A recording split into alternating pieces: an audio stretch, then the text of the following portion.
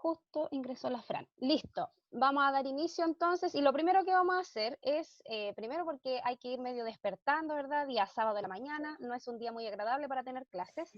Así es que vamos a partir con recordando algunas cosas de la clase anterior, porque la clase pasada fue una fusión de la clase 1 y 2. Eso pasó porque nosotros perdimos una clase debido al feriado, entonces estuvimos viendo hartas cosas entre medio y a mí me interesa recordar algunas, ¿ya? Voy a proyectar en este minuto un pequeño cuestionario de 3 preguntas que contiene elementos bien claves que vimos en la clase pasada. Así es que lo que tienen que hacer ustedes entonces es responder estas 3 preguntas que se están proyectando ahora ya.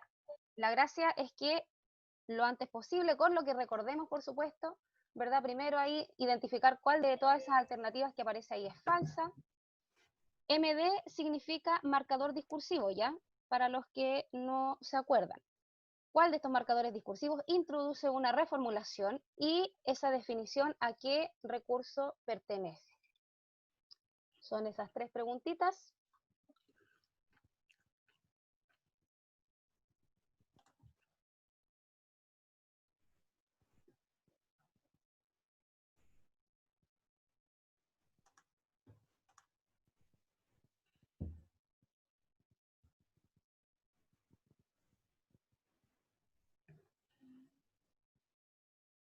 Vamos contestando con lo que se acuerdan.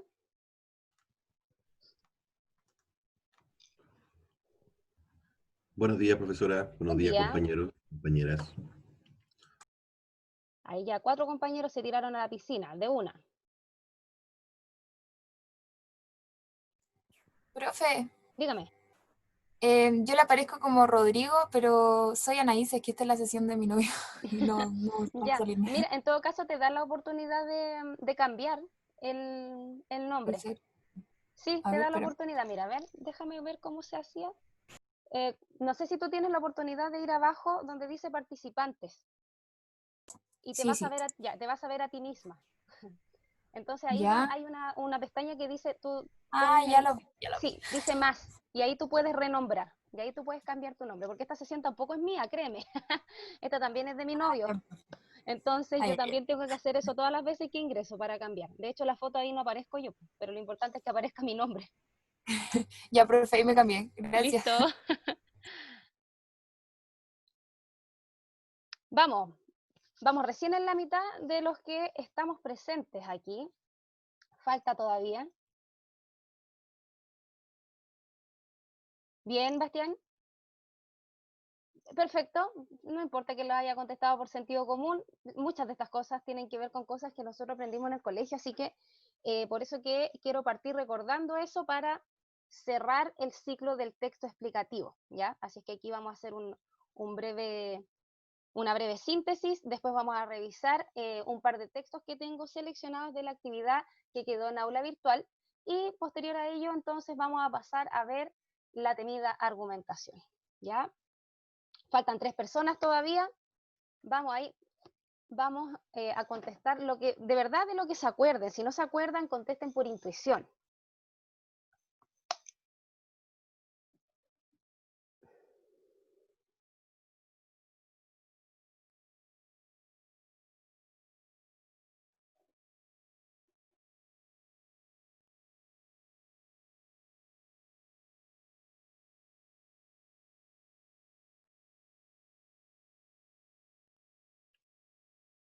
Vamos a esperar a que el cursor llegue a los 4 minutos y vamos a cerrar entonces la posibilidad de contestar las preguntas.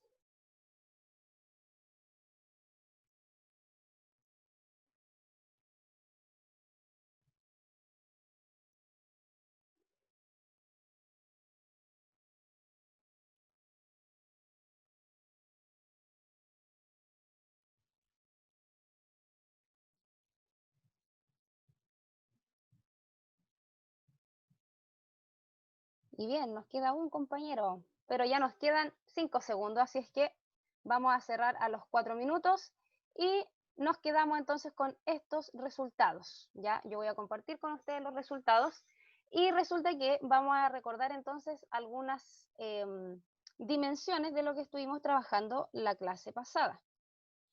Principalmente esto tiene que ver con, sobre todo la primera pregunta, como con elementos básicos de la explicación. Nosotros en la clase pasada hicimos la diferencia entre el texto explicativo y el texto expositivo. Por lo tanto, ahí como se puede ver reflejado, ¿cierto? La alternativa, la primera alternativa que aparece, la que tiene efectivamente un 75% de votos, es la alternativa correcta. Esa es la expresión falsa, porque nosotros en la clase pasada, de hecho, el PPT tenía el título, exponer no es explicar, o explicar no es exponer, ¿cierto? Partíamos de esa premisa, hacíamos la diferenciación. ¿Alguien se acuerda por qué la exposición y la explicación no son lo mismo? ¿Alguien nos podría comentar por el chat o activar el audio, que es más rápido, y comentar cuál es la diferencia entre la exposición y la explicación, según lo que vimos en la clase pasada? Exponer era solamente transmitir información sin asegurarse que la otra persona o el receptor lo esté entendiendo. Muy bien. Y la explicación, en cambio, bien como dice Jacqueline, ¿verdad? Tiene como ese factor agregado, ¿cierto? Aparte de informar o de entregar y transmitir información, el emisor corrobora que el receptor haya comprendido. Muy bien, Jacqueline, muchas gracias. Entonces, ahí vemos la diferencia entre una y otra elemento discursivo, ¿verdad? Porque estos son elementos discursivos. Entonces, ¿por qué no podía ser la otra alternativa? ¿Verdad? Porque teníamos otra alternativa. Teníamos la alternativa de, los recursos explicativos son varios, definición, reformulación. De hecho, esa no podía ser porque en la clase pasada estuvimos viendo recursos explicativos y dentro de los recursos estuvimos viendo la definición, la reformulación y vimos otras dos. ¿Se acuerdan cuáles eran? Ahí vayan anotándome en el chat. De repente me da así como un poco de amnesia, se me olvida. Estuvimos viendo también otros dos recursos, pero nosotros habíamos dicho que, muy bien, Juan Pablo, la descripción, y nos falta una. Nosotros habíamos dicho que en realidad eran mucho más recursos explicativos. Nosotros nos centramos en este ramo en 4, ¿verdad? La definición, la reformulación, la descripción y la ejemplificación. Y por lo tanto, ¿verdad? La alternativa que dice todo recurso explicativo debe estar acompañado de un marcador discursivo no puede ser falsa, porque de hecho la clase pasada fui súper majadera con el tema de los usos de los marcadores del discurso. Ahora, ¿por qué es importante utilizar marcadores discursivos cuando yo introduzco un recurso explicativo?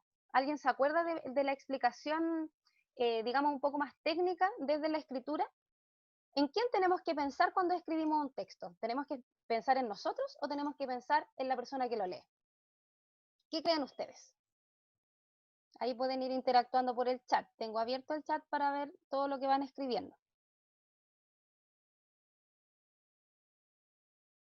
Nosotros, o la gracia de utilizar los marcadores discursivos es precisamente ayudar al lector, ¿ya? Ayudar al lector a que entienda finalmente y decirle, mira, con este marcador discursivo estoy ocupando una definición o estoy ocupando una descripción, ¿ya?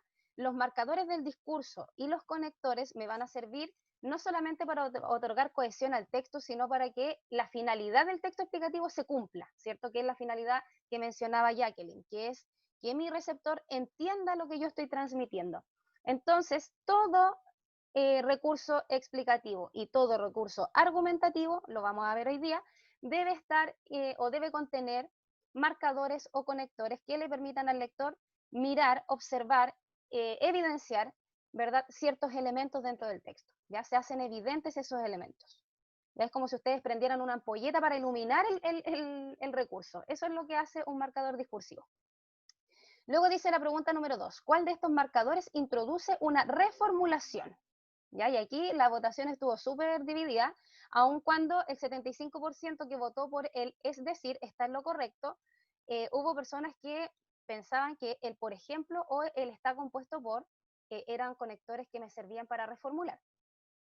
¿Cuál era la finalidad de la reformulación? La finalidad era reexplicar algo, ¿cierto?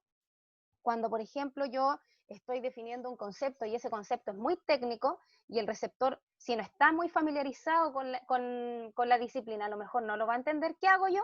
Reformulo la idea, la explico con otras palabras más sencillas ¿verdad? Y para eso tengo que ocupar ciertos conectores, como por ejemplo el es decir, el dicho de otra manera, dicho de otro modo, en otras palabras, o sea, también es un conector reformulativo.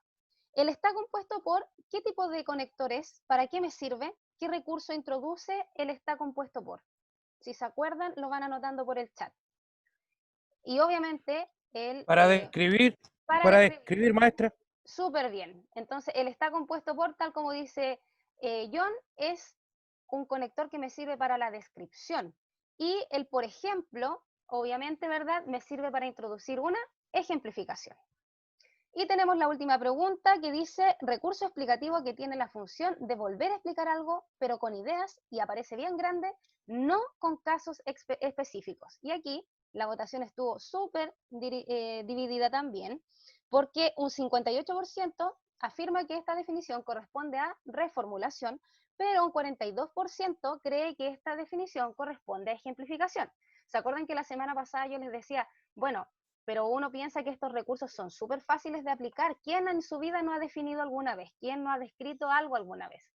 Pero resulta que cuando uno lo empieza a aplicar, se da cuenta de que en realidad uno tiene confusiones conceptuales. Por ejemplo, la confusión conceptual que yo les dije que íbamos a tener, que era sobre la diferenciación entre la ejemplificación y la reformulación. Porque en principio yo les dije, estos dos recursos como que apuntan a lo mismo, van al mismo objetivo. ¿Cuál es el objetivo de la ejemplificación? Clarificar algo. ¿Cuál es el objetivo de la reformulación? También es clarificar algo. Sin embargo, la forma en que clarifican es la diferente, ¿ya? Los ejemplos utilizan casos específicos. Podríamos decir que el ejemplo contextualiza un concepto o una idea. Las ideas siempre son abstractas, siempre están como en el mundo de lo imaginativo. En cambio, cuando yo saco esa idea del mundo imaginario, de lo abstracto, y la traslado a un contexto específico, lo que yo estoy haciendo es ejemplificar, ¿ya? Con un caso concreto. En cambio, la reformulación tiene otro método de aclarar. No te traslada a un caso específico. Lo que hace es explicarte con otra idea, pero una idea más sencilla, ¿ya? Generalmente lo que uno hace en la reformulación es utilizar un vocabulario más sencillo, más cercano a mi receptor, con la finalidad de que finalmente él entienda entonces. ¿Ya? Entonces, las personas que contestaron que esta definición corresponde a una reformulación estaban en lo correcto, ¿ya?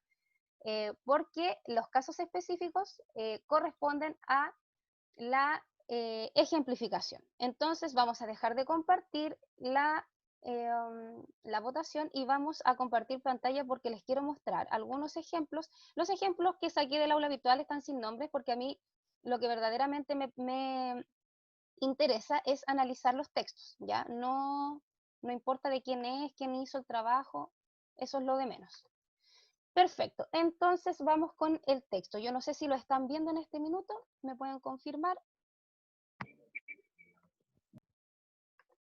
Tenemos entonces yo saqué 3 ejemplos que aparecen en aula virtual.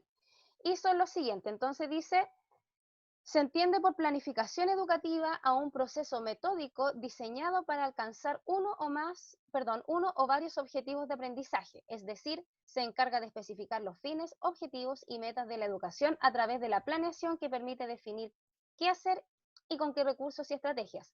Se caracteriza por anticipar el resultado de las posibilidades consideradas a fin de seleccionar lo más acorde para el cumplimiento de los objetivos, siendo una de las herramientas fundamentales en la organización del trabajo docente. Por ejemplo, si se tiene un objetivo determinado, se deberá considerar las actividades a realizar, el tiempo o periodo necesario para realizar estas actividades, los contenidos, las estrategias metodológicas, los recursos para las actividades y los criterios de evaluación que permitan alcanzar el objetivo propuesto.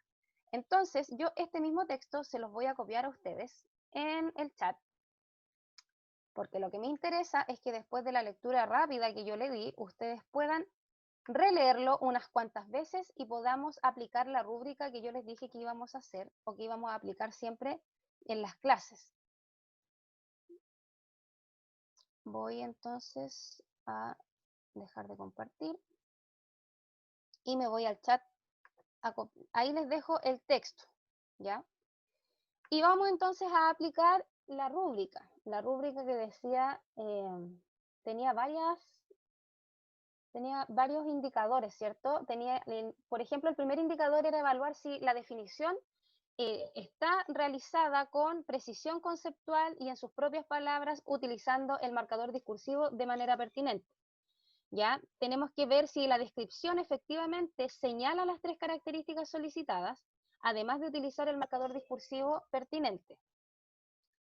Si reformula alguna idea valiéndose del conector adecuado y si ejemplifica en 2 ocasiones valiéndose del conector adecuado. Entonces, ustedes van a evaluar en ese texto que les dejé en el chat, que es el texto que hizo un compañero o compañera, en la actividad, y me van a responder si ustedes consideran que contiene los elementos descritos en la votación. Ya vamos a evaluar este texto y luego entonces vamos a ver si hay cosas que se pueden o no se pueden mejorar o si el texto está definitivamente muy bien hecho. ¿Ya? Vamos releyendo entonces y vamos contestando la votación para evaluar este texto.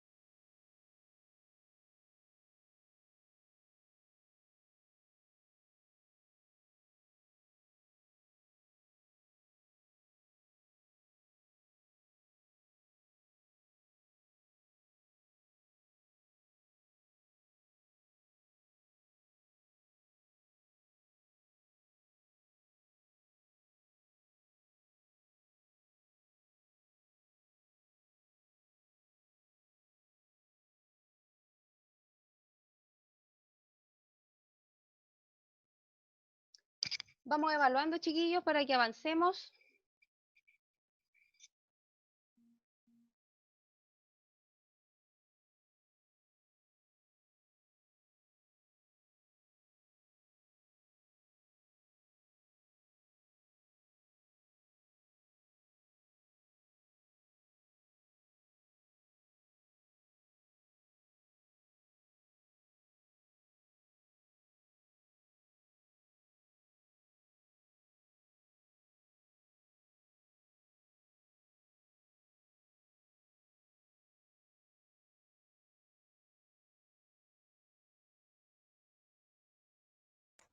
Profesora, yo tengo una duda. Dígame. Es con respecto al orden de la escritura. Usted nos nombró, ¿cierto?, estos 4, que era la definición, descripción, reformulación y ejemplificación, pero ¿tienen que ser exactamente en ese orden o pueden estar presentes de otra forma? Pueden estar presentes, sí, pueden estar presentes de otra forma, pero, o sea, el orden que se entrega trata de seguir una lógica. Porque, por ejemplo, ¿se acuerdan que la semana pasada yo les dije que la definición y la descripción a veces se confundían? Y se confunden Sí. porque a veces, o sea, porque la descripción siempre complementa una definición. Entonces suele ocurrir que cuando uno define, lo que hace inmediatamente por una cuestión de lógica es describir. La reformulación tú la puedes incorporar en cualquier cosa, porque tú puedes reformular una característica, puedes reformular la misma definición. Lo que no sucede, porque en realidad sería como absurdo hacerlo, es reformular un ejemplo, porque el ejemplo y la reformulación tienen la misma finalidad. Entonces, si el ejemplo se debe reformular es porque no está cumpliendo su función primaria, que es clarificar la información. ¿Se entiende? La reformulación puede aparecer en la definición o en la descripción. ¿Ya? Eso sí, eso es como más movible. No sé si está claro tu duda. Sí, sí, está muy, muy clara. Gracias. Listo. De nada.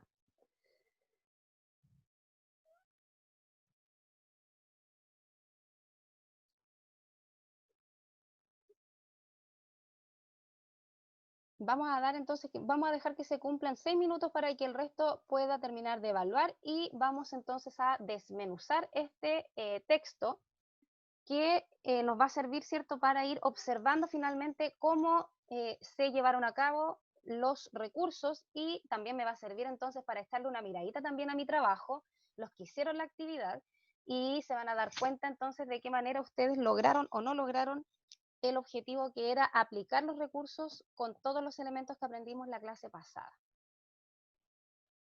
Ya hay varios ya, nos quedan 30 segundos para que el resto vaya evaluando.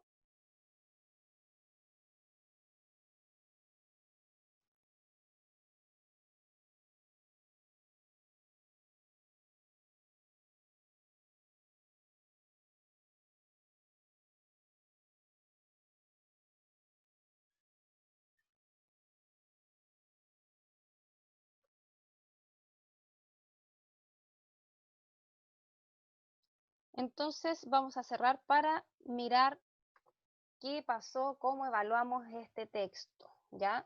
Yo tengo abierto el chat porque tengo el texto al ladito. Bueno, aquí hay el 90% llega a la conclusión de que el texto define con precisión conceptual, con palabras propias y utilizando el marcador de manera pertinente. ¿Qué entienden ustedes por precisión conceptual? ¿Ya? Eso es súper importante de analizar primero lo que nos están diciendo que evaluemos, que en este caso es la precisión conceptual. Por ahí por el chat, ¿alguien me puede explicar o decir qué entiende por precisión conceptual? Cuando hablamos de evaluar la precisión conceptual, ¿qué será?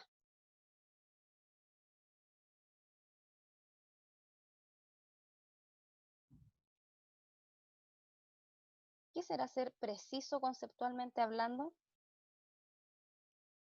Bueno, Tania dice que sea un texto claro, conciso con la idea que se plantea. Que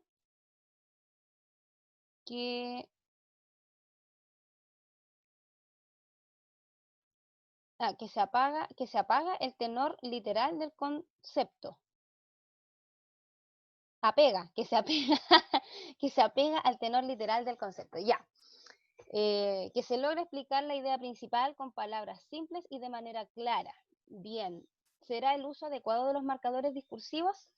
Palabras indicadas con coherencia y cohesión. Bien, saben que casi todas las cosas que han dicho tienen que ver con la precisión conceptual, porque ser preciso significa evitar ambigüedades, por lo tanto, que el concepto se defina de manera clara, ¿ya?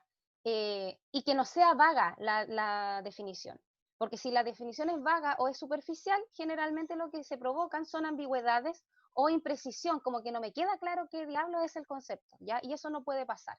Tiene que ver, por supuesto, con la coherencia y la cohesión, de estar bien escrita la idea.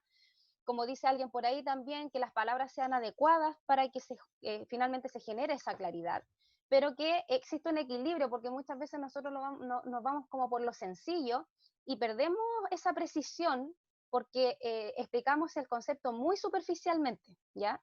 Entonces hay que lograr un sano equilibrio entre lo muy técnico y lo muy simple, ¿ya?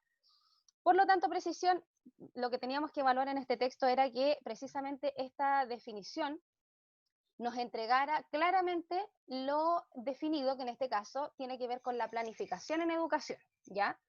Nosotros aquí podemos observar en este texto, y ahora voy a...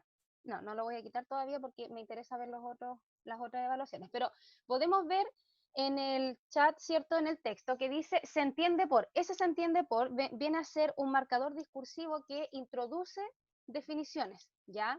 Teníamos varios. Esta persona eligió se entiende por. Ese marcador entonces me indica, oye, mira, aquí se va a definir el concepto, ¿ya? Y luego dice planificación educativa a un proceso metódico diseñado para alcanzar uno o varios objetivos de aprendizaje. Esa es la definición, porque después lo que hace es reformular, ¿ya? Yo creo que la definición, como era un ejercicio sencillo, cumple con el requisito de ser una precisión no ambigua. De hecho, queda súper claro qué es la planificación. Y luego introduce la reformulación, ya, porque ahí está el marcador discursivo. Es decir, se encarga de especificar los fines, objetivos y metas de la educación a través de la planeación, que permite definir qué hacer y con qué recursos y estrategias, ¿ya? Entonces, ahí ya vemos dos recursos en este puro fragmento. Vemos la definición con todos sus elementos y vemos también la reformulación, que yo no sé qué, bueno, aquí hubo dos personas que no se percató que estaba la reformulación, pero la gran mayoría, el 80%, la vio. Luego tenemos, se caracteriza por, ese es un marcador discursivo que me está diciendo a todas luces que ahí hay una descripción, ¿ya? Ahora, lo que tenemos que evaluar es si esta descripción contiene o no contiene las tres características que nos pedía la indicación. Dice, se caracteriza por anticipar el resultado de las posibilidades consideradas a fin de seleccionar lo más acorde para el cumplimiento de los objetivos, siendo una de las herramientas fundamentales en la organización del trabajo docente. Ya, aquí nos pasó algo, ¿cierto?, con con la evaluación de la descripción, porque la mitad de las personas que alcanzaron a evaluar, ¿cierto?, que en este caso fueron 10 de 15, 5 personas dicen sí, está la descripción en su totalidad, pero la otra mitad dice no, en realidad describe, pero señala menos de 3 características. ¿Por qué ocurrió esto, creen ustedes? ¿Por qué ocurrió esta imposibilidad de ver con claridad que efectivamente se estaban cumpliendo las 3 características? ¿Qué le faltó a este texto para poder evaluar sin dificultad alguna el tema de la descripción?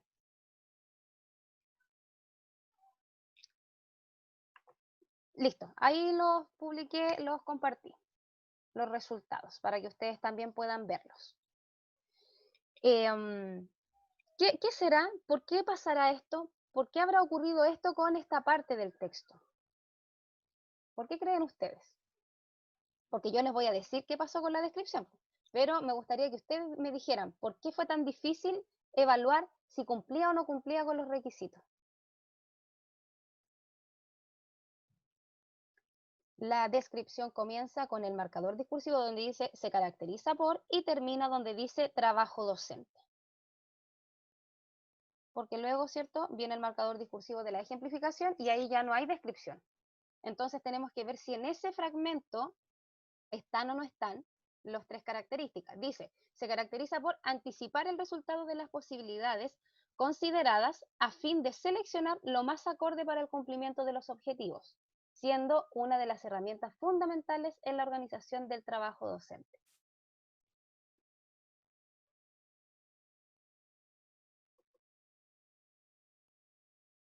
Ya, para ir avanzando, porque tenemos que empezar con argumentación y no los puedo tener aquí hasta las 4 de la tarde, vamos a ir analizando lo que ocurrió aquí. Si yo observo y releo por lo menos unas 3 veces, es posible identificar y desmembrar las 3 características.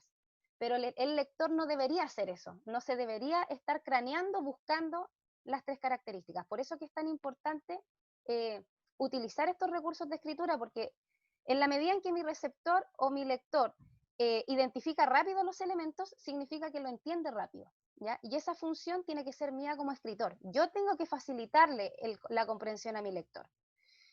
¿Qué pasó aquí? Que aquí, aunque están las 3 características, hay un método de escritura que no facilita esa identificación. Porque, por ejemplo, la primera característica es la que está introducida, de hecho, por el marcador, que dice se caracteriza por anticipar el resultado de las posibilidades. Esa es una característica. Luego dice, bueno, posibilidades consideradas, a fin de seleccionar lo más acorde para el cumplimiento de los objetivos. Eso se podría considerar una segunda característica. Pero ¿qué pasó aquí? Que no hay signos de puntuación, no hay un conector que me diga o que me separe estas dos ideas, entonces pareciera ser que estas dos ideas configuran solo una, ¿ya? Entonces, ¿es rebuscado decir que tiene las 3 características? Sí, es rebuscado. Están, pero están súper ocultas y uno tiene que desmembrar demasiado el texto para poder identificarlas. Entonces aquí, por ejemplo, podríamos haberlo subsanado de la siguiente manera.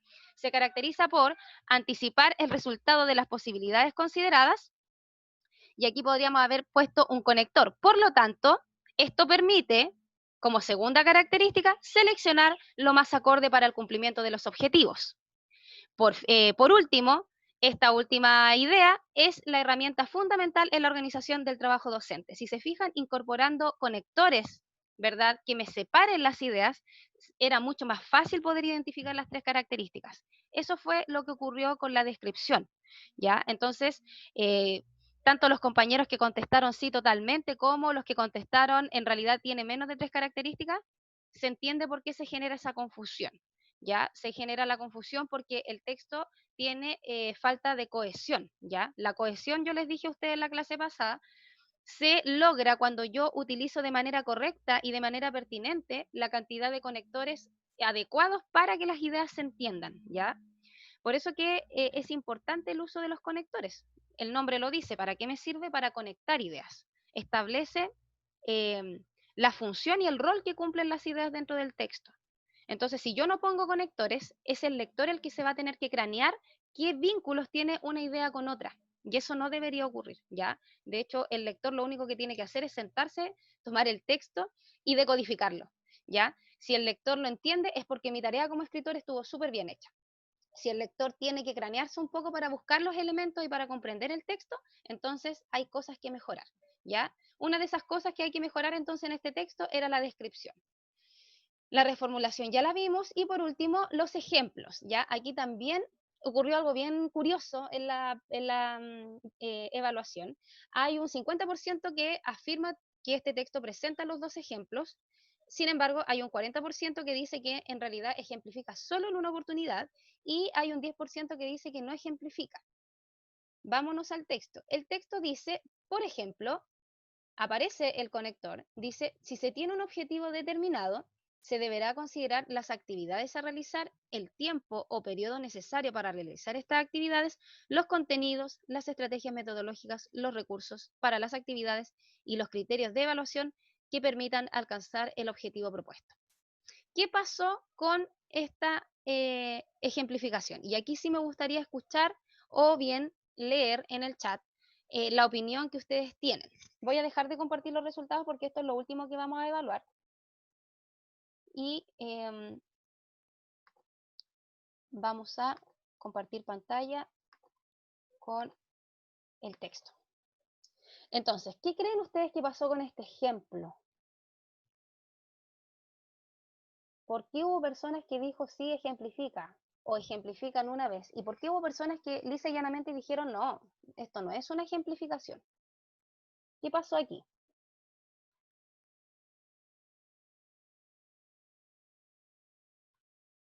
Me voy al chat. Se lee como si fuera un solo ejemplo, faltó un conector.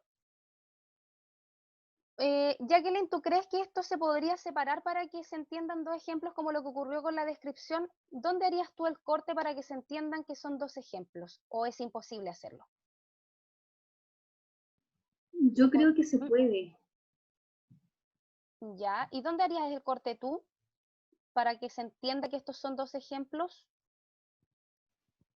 Dice,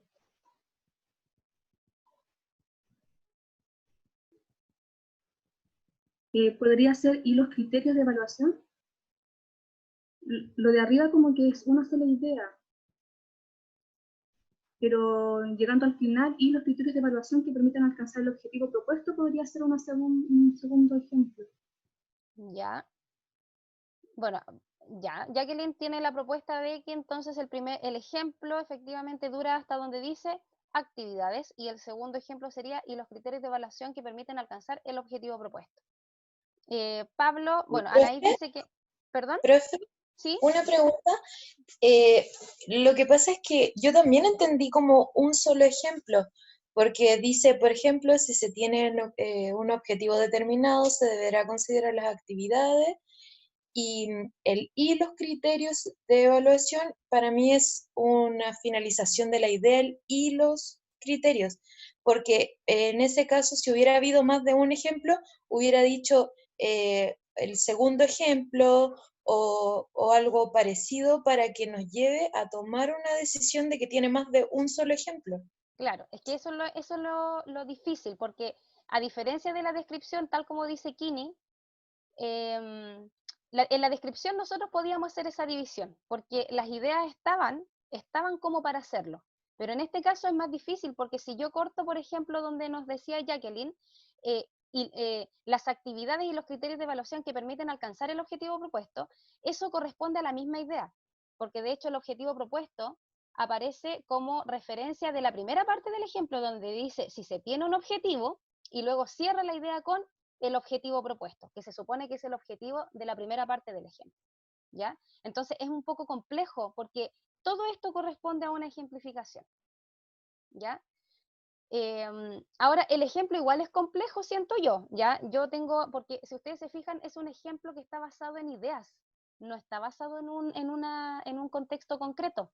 Por lo tanto, las personas que pusieron no ejemplifica no estaban tan equivocadas, ¿ya? Las personas que votaron por ahí no ejemplifica, porque en realidad, ¿qué pasa si yo hubiese puesto esto? Miren lo que voy a hacer en este ejercicio. ¿Qué hice? ¿En qué transformé la ejemplificación?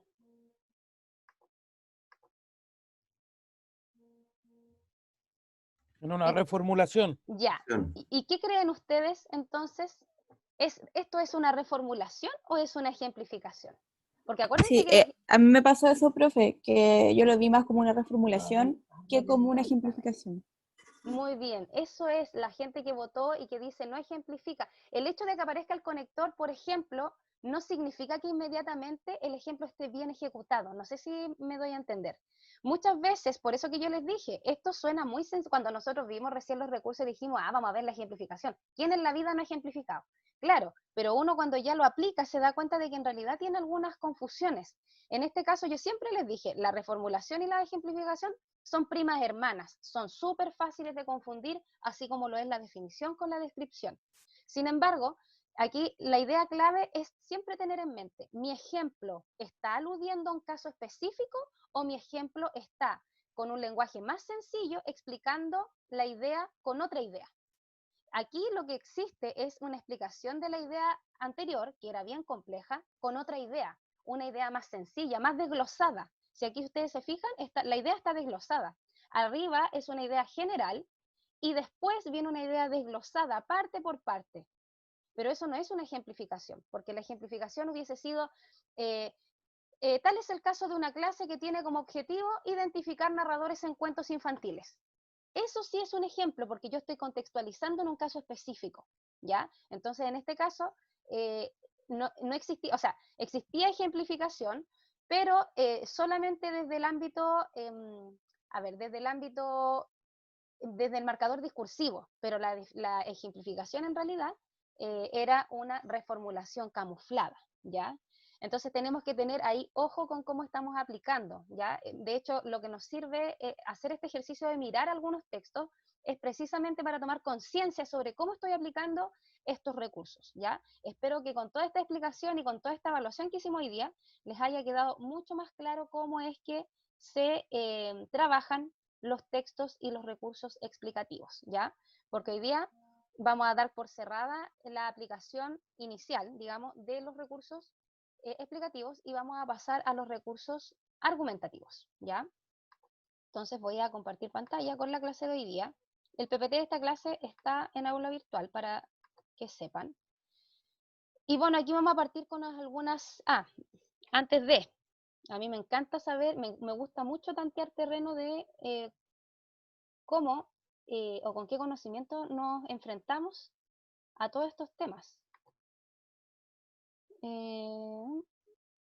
Anaís, me llegó un mensaje suyo. Solo quería preguntarle si va a subir de esas más guías de apoyo que puso en la carpeta. Puse guías de apoyo, ya ni me acuerdo qué guías dejé. No sé si dejé las de coherencia y cohesión. ¿Las dejé esas? Creo que sí. ¿Y las de ortografía? Porque también habían unas de ortografía. Sí, eran Sí, profe, sí, de ortografía también hay. Bueno, si ustedes necesitaran algo más, ustedes no duden en pedirme. Yo tengo una batería enorme de trabajo, de guías, de Power, de un montón de cosas que pueden servir como complemento a lo que estamos viendo, ¿ya? Entonces, si ustedes necesitan algo, ustedes me dicen, profe, ¿sabe qué? Creo que todavía no capto muy bien lo de la coherencia y la cohesión. ¿Me puede mandar, aparte de las guías que hay, puede subir otras? Entonces yo puedo subir otro material. Siempre puedo subir más cosas. Profe, yo quiero que suba más materiales que a mí me queda más claro como escribiendo, llevándolo ahí a la práctica. Perfecto. Voy a subir entonces una más de coherencia y cohesión, ¿ya? Para que puedan trabajar de manera autónoma. Bien, entonces, como les dije, a mí me gusta saber en qué terreno estoy caminando, sobre todo porque esta clase yo les había adelantado ya que era un poquito densa, pero esta es una votación sencilla, es una sola pregunta y en el fondo me gustaría saber ¿cuánto de argumentación saben? Si se consideran expertos argumentando, si solamente recuerdan algunas cosas del colegio, si nunca se me dio esto de argumentar porque no me gustó, porque nunca lo aprendí bien, o simplemente no aprendí nada de argumentación mientras estuve en el colegio, no se llama. Sí. Hay que ponerle un poco de humor a las cosas, ¿no?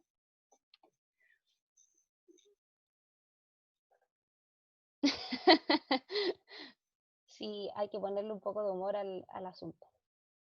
Bueno, voy a dejar 2 minutos para que ustedes contesten y piensen bien y se analicen.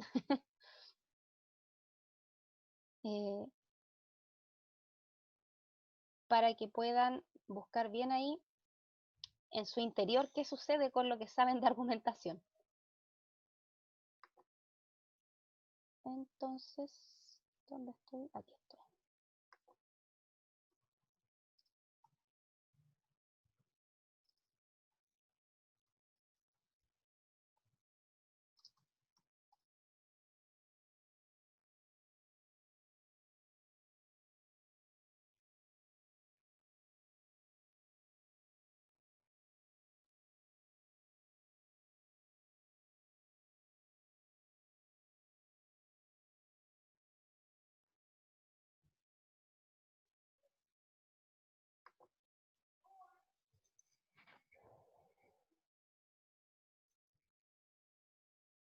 Vamos, faltan 3 compañeros que voten y nos digan qué pasa con esto de la argumentación.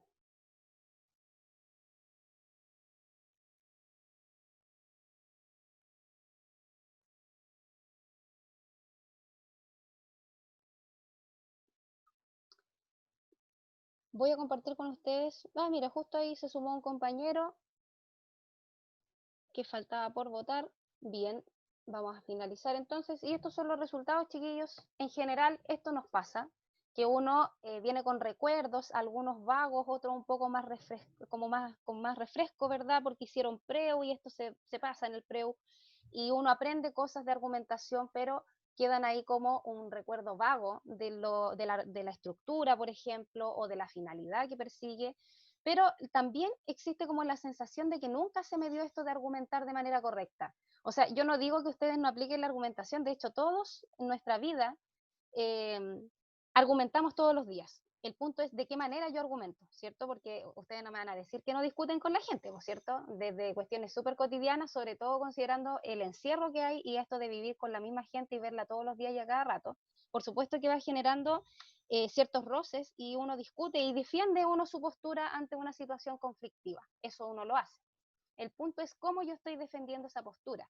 Y cuando este discurso uno lo traslada a la educación universitaria, desde el punto de vista de la escritura, se empiezan a ver todas esas carencias o elementos que nos faltaron desarrollar en la escuela, ¿ya? Y así también existe gente, ¿verdad?, que nunca aprendió nada de argumentación. ¿Por qué? Porque yo les dije la semana pasada, cómanse algo dulce, porque este es un tema complicado. Y es un tema complicado porque vamos a aprender hoy día, o al menos si ustedes a lo mejor lo aprendieron y lo olvidaron, que la argumentación es el texto o es el discurso que me permite generar, es como el primer escalafón para poder generar conocimiento nuevo. Por eso que es tan importante desarrollarlo en la universidad. Voy a dejar de compartir los resultados y vamos a compartir la presentación nuevamente.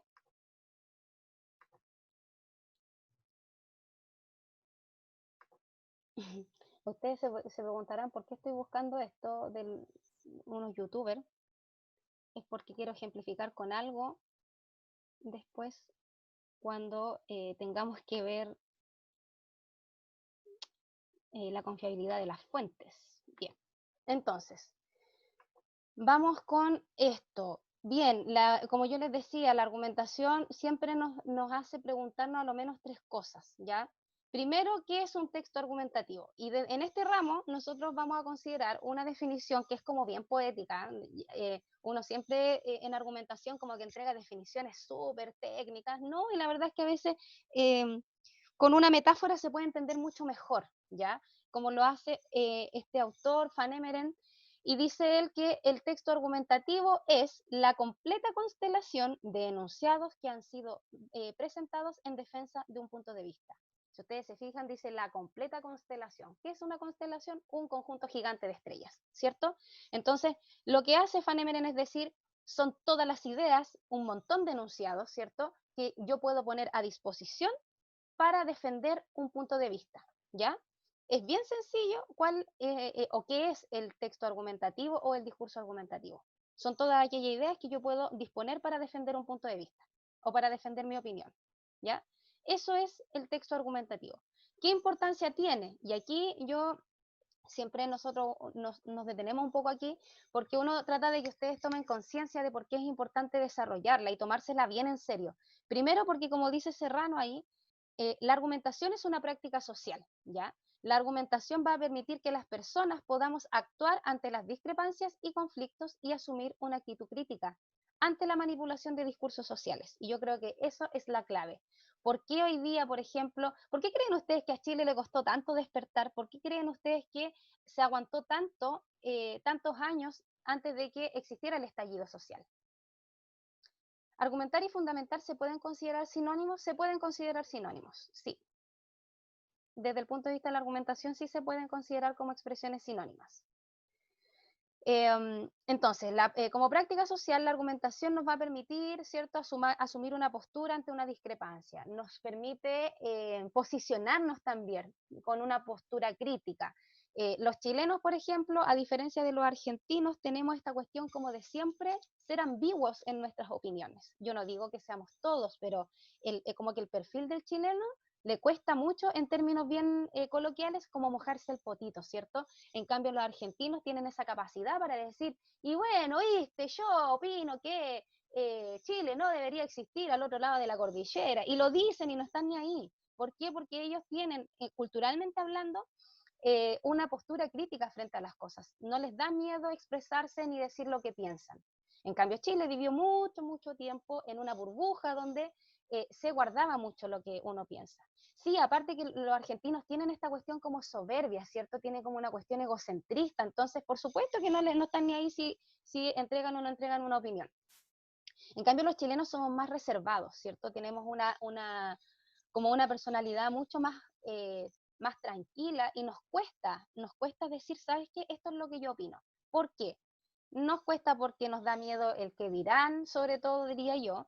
Nos cuesta también porque uno piensa que la otra persona se va a enojar, porque no existe una cultura argumentativa en Chile, no existe. Esa cultura argumentativa se está desarrollando ahora que estamos viviendo una crisis socioeconómica importante desde el estallido social. Y yo diría que desde mucho antes, ¿ya? Aquí la fractura, esto es como cuando, no sé si han visto la película La Era del Hielo, cuando la ardillita entierra esa cosa que ni sé qué es, no sé qué es, como una nuez será, la entierra en el hielo y se empieza a fracturar de a poquitito, hasta que se cae todo.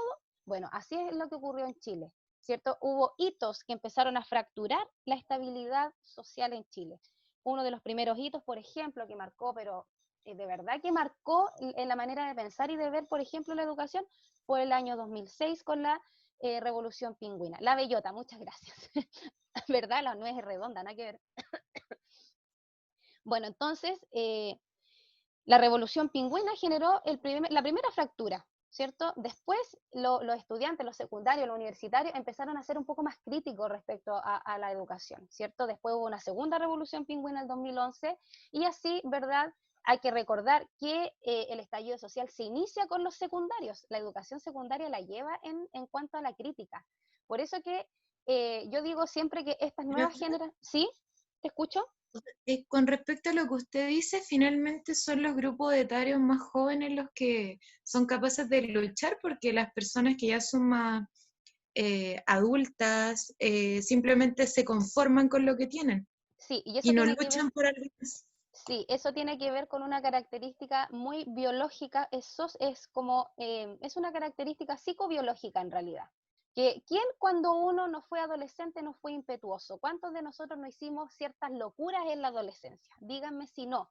La adolescencia es una edad muy impetuosa donde uno está explorando, la adrenalina va al es una cuestión hormonal que nos lleva, ¿verdad?, a cometer un montón de locuras que uno en la edad de uno adulto ya dice, pero ¿cómo fui capaz de hacer eso? O bien, si estuviera en la misma situación ahora que tengo 30, 40, 50, quizás no lo haría. Eso pasa porque la adolescencia es una edad de mucho ímpetu. Y cuando tú ese ímpetu lo juntas con una educación que te enseña a mirar de manera crítica a tu entorno, se junta entonces una capacidad de mover masas y de una capacidad también de generar conciencia, ¿verdad?, en estas generaciones nuevas. Entonces, eso es lo que ocurrió y eso es lo que ocurre y lo que va a seguir ocurriendo desde ahora en adelante, porque ya se considera que la argumentación debe ser una práctica social que se debe enseñar desde que los chicos son pequeños. Ningún ser humano en esta vida debería vivir y convertirse en adulto sin saber argumentar, ¿ya? Porque eso te hace sentir, como dice Serrano, por eso que nos gusta mucho, mucho esta opinión que tiene este autor, porque dice Serrano, fuera de que te mantiene como alerta ante la manipulación de los discursos sociales, también es una manera de establecer y mantener relaciones en el seno del grupo social al cual tú perteneces, ¿ya? Esta cuestión, siempre nosotros hemos dicho, y hay muchos estudios en torno al tema, y hay hartos memes y hartos textos, reflexiones en redes sociales, Twitter, Facebook, donde se deja súper claro que en Chile la gran fractura, ¿cierto?, tiene que ver con lucha de clases, ¿cierto? Es como que se ha estado muy bullado ese concepto, la lucha de clases, la lucha de clases. Y resulta que cuando tú ves que se organizan ollas comunes, que hay vecinos que se están preocupando por el otro, que en pandemia las juntas de vecinos han cumplido roles súper importantes en las poblaciones, tú ahí te das cuenta que esta definición que entrega Serrano o esta característica del texto argumentativo que él observa no es lejana a la realidad, ¿ya? Es una característica que está ahí latente, que es parte de nuestra forma como de concebirnos como ciudadanos. Yo cuando soy capaz de manejar ciertos discursos críticos, soy capaz de sentirme identificado, sentir o desarrollar un sentido de pertenencia a un cierto grupo. Entonces cuando yo soy súper cuenteado y tengo esta cuestión de andar mirando con ojo crítico todo, a la vez desarrollo identidad con un espacio, con un grupo. ¿Ya? Entonces, cuando hay personas, no sé si ustedes han escuchado como este término, el desclasado, ya que es un término que está como bien en boga hoy día, porque se ocupa mucho para definir, por ejemplo, a la institución de carabineros, a los miembros de Carabineros de Chile. Entonces dicen, no, es que los carabineros son unos desclasados. ¿Por qué son desclasados? ¿A qué pertenece ese discurso? Es un discurso de no pertenencia. ¿Por qué? Porque se considera que ese tipo de personas no son capaces de poder discriminar entre lo bueno y lo malo, o entre lo ético y lo no ético, entre lo moral o lo inmoral, ¿ya? Y ahí entonces se va generando una interesante pugna en torno a la mirada crítica que tenemos para observar la realidad. Y por último, dice, ¿por qué escribir argumentaciones? Yo ya les había adelantado, la argumentación, y esto lo dice Wasserman, no lo digo yo, es la base para poder generar conocimiento nuevo. ¿Por qué? Porque la argumentación me permite transformar y construir realidades, me permite modificar y crear el conocimiento. Por ejemplo, esa fractura que hoy día tenemos sobre el rol de la mujer, hoy día que está súper en boga por todo el tema de los femicidios, ¿cierto? Hoy día nosotros estamos transformando el conocimiento que se tiene sobre el rol que cumple la mujer en la sociedad. Estamos mirando con una postura crítica el cómo se asume ser mujer, por ejemplo, en este país. ¿Para qué vamos a decir, por ejemplo, en los países del Medio Oriente? Pero lo cierto es que a través de la argumentación yo puedo transformar el conocimiento y por ende puedo crear conocimiento nuevo. Y aquí viene algo que ustedes deberían haber aprendido en la escuela, ¿cierto? Que es la estructura básica de todo texto argumentativo. ¿Ya? En la escuela nos dicen, todo texto argumentativo se compone por una tesis, una base, las garantías y los respaldos. Esa estructura que nos enseñaron en el colegio viene o está basada en una teoría bien antigua que es de Toulmin, que es la que aparece aquí. Pero Toulmin nunca dijo que existía una base, ¿ya? Él solamente reconocía 3 elementos en la argumentación. La postura, que es la tesis, ¿cierto? Que es la opinión, que es aquella afirmación, dice ahí, que se quiere probar a través de los argumentos. Luego tenemos los warrants, que son las garantías, ¿verdad? Pero que nosotros aquí los vamos a traducir como argumentos, el conjunto de razonamientos que van a funcionar como prueba y que van a sostener nuestra opinión o tesis. Y por último tenemos las evidencias, que son las fuentes con las que yo voy a validar mis argumentos. Por eso que cuando ustedes, y por eso que estaba buscando ahí una imagen, yo no sé si ustedes conocen a los youtubers Luisito Comunica y Auronplay. Ahí por favor coméntenme en el chat si los ubican, porque ocurre algo bien particular con el Luisito Comunica y el Auronplay. Ya, yo los conozco porque tengo una hija de 12, entonces en esta pandemia me he dedicado de pronto a ver videos con ella y ahí apareció la Auronplay en un video explicando algo bien particular que a mí me causó mucha gracia, pero que me sirve para poder explicar esta parte. Resulta que, bueno, Luisito Comunica y Auronplay son dos youtubers, ¿ya? Auronplay es español, Luisito Comunica es mexicano, y se dedican a hacer estos videos para los niños y jóvenes en torno a los juegos, ¿ya? Por ejemplo, el Auronplay, la gran mayoría de sus videos tiene que ver con juegos, muestra, qué sé yo, las novedades, y por eso que los niños y los jóvenes lo siguen harto. Y el Luisito Comunica se dedica a viajar, ya muestra sus viajes, muestra cómo come ratones en China, qué sé yo. Empieza como a contar sus aventuras, ¿ya? Pero resulta que en las redes, y esto es lo que a mí me causó mucha gracia en un video que vi de Auronplay, en las redes sociales empezó a circular esta imagen, entre otras, se las voy a compartir, y por eso que yo quiero dejarles claro cuál es la importancia real que tiene la fuente, ¿ya? Porque en redes sociales empezó a circular una foto que está cargando, yo espero que cargue en algún minuto, y si no carga, me voy a devolver. No sé si logran ver ahí, me pueden confirmar por el chat si se está proyectando o no se está proyectando. Todavía no, profe. Ya ven, vamos. Está cargando Está todavía. demorando un poco, profe. Sí, es que esto es lo que pasa cuando uno quiere hacer muchas cosas. Voy a dejar entonces y lo voy a mostrar así por encima porque en realidad esto es solamente para que ustedes vean la importancia de la fuente cuando uno argumenta. Ya, no sé si ahí se ve. Esto fue parte de una noticia, ahí ustedes, no sé si pueden ver dos fotos, ¿cierto? Ahí aparecen estos dos youtubers, de hecho, el crespito es el mexicano y el flaquito, que ya no está tan flaquito porque es una foto bien antigua, es el español. Y resulta que la información dice lo siguiente: estos desgraciados fueron los que iniciaron el incendio del Amazonas. Sus apodos son el Abduscán y el Rey Palomo. Si los han visto por ahí, por favor avisar a las autoridades más cercanas. Tenemos que detener a estos criminales, difundir. Resulta que esto surge primero como una joda. Auronplay graba un video y dice, bueno, yo entiendo que la gente de repente quiere hacernos bromas, pero hay gente que cree esto y se pone a difundir imágenes de ellos dos como si fueran viles delincuentes, cuando en realidad ellos son dos youtubers que se dedican a comentar juegos o a comentar como datos bien curiosos en torno a videos, y el otro se dedica a viajar por el mundo y a mostrar sus viajes.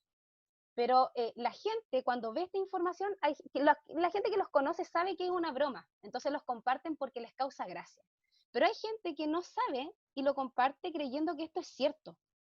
Entonces Auronplay decía que a él le causaba gracia en principio que compartieran memes de él y Luisito Comunica, pero que él entendía que esto a veces en algún minuto se iba a escapar de las manos porque hay gente que no corrobora las fuentes, ¿ya? No se pregunta por las evidencias, por eso que quería poner ese ejemplo, porque Auronplay decía, va a llegar el día en que Luisito Comunica se va a bajar de un avión, va a llegar a un aeropuerto y le van a disparar, porque van a creer que es delincuente. Claro, porque hay personas que asumen que eso es verdad. ¿Por qué? Porque se quedan con la opinión, se quedan a lo mejor con el primer argumento o la serie de argumentos que se presentan, pero nunca se preguntan por las evidencias, cuál es la fuente, de dónde sale esta información. Por eso que cuando ustedes estén en redes sociales y vean una información X, que puede ser muy terrible y todo lo que ustedes quieran, pero si no hay evidencias y no hay fuentes que amparen ese conjunto o ese constructo argumentativo, entonces siempre tienen que dudar. Por eso que es tan importante el tema de la fuente. ¿Por qué creen ustedes que sus profesores les dicen en los trabajos tienen que hacer la bibliografía? Ojalá háganla en APA. No, ni siquiera les dicen ojalá. De hecho, les dicen hagan la bibliografía en APA o citen en APA. ¿Por qué creen que son tan majaderos con ese tema? Porque se entiende que la fuente es un elemento que le entrega autoridad y validez, le entrega credibilidad a tu postura y a tus argumentos. Si ustedes no sacan nada con manifestar una muy buena tesis, construir excelentes argumentos, si no van a tener evidencias que van a servir para amparar ese conjunto de ideas. Entonces, y aquí pueden pasar dos cosas. A mí me gusta este fragmento de Toulmin porque nos hace tomar un poco de conciencia. Dice, Cordero explicando la teoría de Toulmin, dice, aquí hay que tener mucho ojo. Es cierto, tú puedes tomar evidencias, las fuentes para poder sustentar tus argumentos, y tú puedes utilizar, dice él, voces autoritarias, como por ejemplo una persona especialista en el tema que tú estás hablando, puede utilizar un estudio, puede utilizar datos estadísticos, numéricos, etcétera. Y esto puede ser muy efectivo, pero siempre dice, va a restar fuerza al escritor en cuanto a argumentador. Cada vez que tú citas, y esto es algo que vamos a ver en la segunda unidad, cada vez que tú ingresas una cita a un trabajo, tú desapareces como autor, porque tú lo que estás haciendo mediante una cita es pasarle o prestarle la voz de manera simbólica a un ente ajeno a tu trabajo. Entonces, cuando los trabajos, por ejemplo, se llenan de citas y uno dice, la hice de oro, puse como 20.000 citas en mi trabajo, mi profesor me va a amar porque eso da cuenta de que yo investigué mucho. Y ¿saben qué? Lo que pasa con ese tipo de trabajos que se llenan de citas, en el fondo el trabajo se transforma en un collage de ideas ajenas. Porque tu voz como escritor, dice acá, tu voz como argumentador desaparece completamente. Entonces siempre hay que buscar un sano equilibrio de citar cuando es estrictamente necesario, cuando yo necesito que mi argumento quede respaldado por alguien o por algo, ¿ya? Pero no vamos a ir introduciendo citas a diestra y siniestra, porque si no va a ocurrir lo que dice Cordero, ¿cierto? Que pueden pasar dos cosas, tu texto va a perder fuerza, tú como escritor vas a perder fuerza porque vas a desaparecer de la faz del texto, y o bien se pueden generar falacias, ¿ya? Como la falacia de falsa autoridad, que la vamos a ver cuando veamos los tipos de argumentos. Y luego tenemos la tesis o postura. Ya, esto es algo bien sencillo. Ya, al igual que los recursos explicativos, todos los recursos argumentativos usan marcadores del discurso. Ya, eso es una ley desde ahora en adelante que yo tengo que anotar, ojalá con destacador en cualquier parte de un cuaderno. Cada vez que yo introduzco un recurso explicativo o un recurso argumentativo, debo poner un marcador discursivo. ¿Ya? Y aquí aparecen varios ejemplos de cómo yo puedo introducir una tesis. Sostenemos que la pobreza es siempre consecuencia del mal manejo político. Pienso que los profesores son un gremio que no merece reconocimiento social. Afirmo que los sindicatos de trabajadores no deberían existir. En este ensayo se afirma que la jornada escolar completa debería desaparecer. Entonces, si ustedes se fijan, hay a lo menos 1, 2, 3, 4 maneras de poder introducir una opinión. Por supuesto que estas no son las únicas. Aquí nosotros pusimos algunos ejemplos.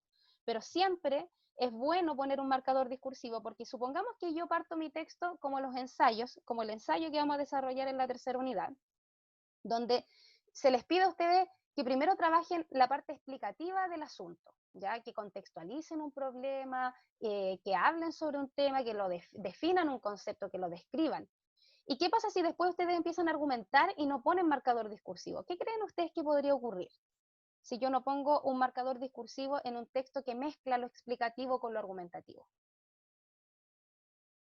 Si yo no uso estos marcadores que yo les dije que son como señales éticas, ¿no? Cuando uno maneja una señal ética, a mí me permite tener una conducción segura, sentirme segura. La señal ética me avisa de algo siempre. Si yo veo que un conductor de delante tiene las luces de advertencia de peligro, es porque algo pasa. Yo veo esas luces y me detengo o bajo la velocidad. Aquí pasa exactamente lo mismo con los marcadores del discurso, ¿ya?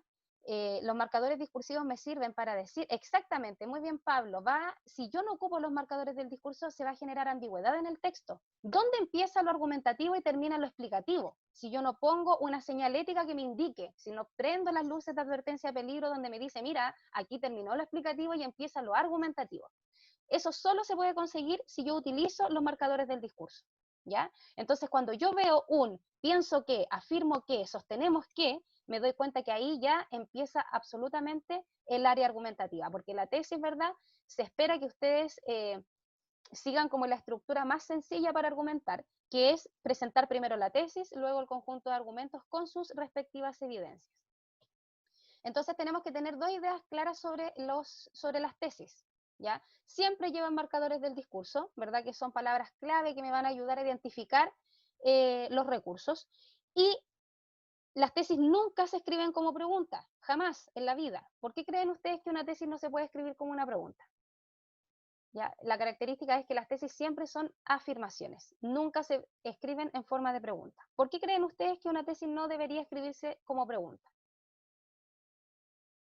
De hecho, los chilenos somos muy buenos para presentar tesis en forma de pregunta. Como que camuflamos la opinión. Porque en el fondo es una idea que se quiere verificar, o sea, como... me perdí un poco, pero es algo que como, a ver, no sé cómo explicarlo, pero es una afirmación, como usted dice, entonces no tendría que haber duda en algo que estoy afirmando. Bien, eso es. Cuando yo planteo una opinión, no tengo que evitar generar dudas en mi receptor. Porque si yo le digo, oye, parece que ese corte de pelo no te quedó muy bien, parece. Si yo pongo esos atenuantes, ¿cierto? Porque esos son atenuantes. Plantear una pregunta como tesis es un atenuante que sirve para generar ambigüedad sobre mi postura. Por ejemplo, exactamente, una para no quedar mal o una porque lisa y llanamente no me interesa que mi receptor le quede clara mi idea. Los políticos son expertos en argumentar de esta forma. Fíjense cuando los periodistas, por ejemplo, quisquillosos, como el Julio César Rodríguez, como, qué sé yo, cualquier periodista que le gusta ahí meter el dedo en la llaga y hacen preguntas directas, ¿cómo se van por la tangente los políticos? Respondiendo con preguntas, porque las preguntas generan ambigüedad, es una estrategia discursiva. Es una estrategia discursiva que busca precisamente no dejarle claro a mi espectador si finalmente estoy o no estoy de acuerdo, por ejemplo, a favor del 10%, si estoy o no de acuerdo o a favor con el tema de la nueva constitución. Entonces, tienen que tener ahí esa capacidad de zafar y de zafar bien, ¿ya? Por eso que los políticos son argumentadores por excelencia, ¿ya? No digamos que, claro, son demagogos, no digamos que lo hacen bien y que son un ejemplo a seguir, pero son personas que manejan muchas estrategias discursivas. Y por eso que la población en general necesita aprender a argumentar, porque es la única manera en que nosotros seamos capaces de decir, oye, mira, este tipo nos quiere puro meter el dedo en la boca con lo que está diciendo, ¿ya? Todas las tesis poseen carácter subjetivo. ¿Qué significa subjetivo? Que pertenecen o son juicios personales, ¿ya? Y tienen carácter polémico. Cuando una tesis no genera carácter polémico, es decir, que es un carácter polémico que es una idea que genera siempre una oposición, ¿ya? Por ejemplo, si yo digo estoy a favor del apruebo, y yo no, yo estoy a favor del rechazo. O sea, se genera una oposición. Como alguien dijo por ahí, se generan dicotomías, ¿ya? Cuando yo digo yo estoy a favor del aborto, entonces surge la oposición de gente que no está a favor del aborto. Si mi tesis que yo escribo en un trabajo no genera ese carácter polémico, entonces es una tesis que es muy débil o está mal construida o lisa y llanamente no es tesis, ¿ya? Y para poder ayudarles a ustedes a generar tesis, vamos a ver una clasificación, ¿ya? Clasificación de tesis. Tenemos 5 tipos de tesis. Las tesis causales, las tesis políticas, las tesis valorativas y luego vamos a ver un conjunto de tesis que yo les digo que son como las tesis que funcionan como camaleón porque se disfrazan, ¿ya? Vamos con las causales. Tal como dice ahí, son aquellas tesis, aquellas opiniones que van a expresar una relación de causalidad y consecutividad.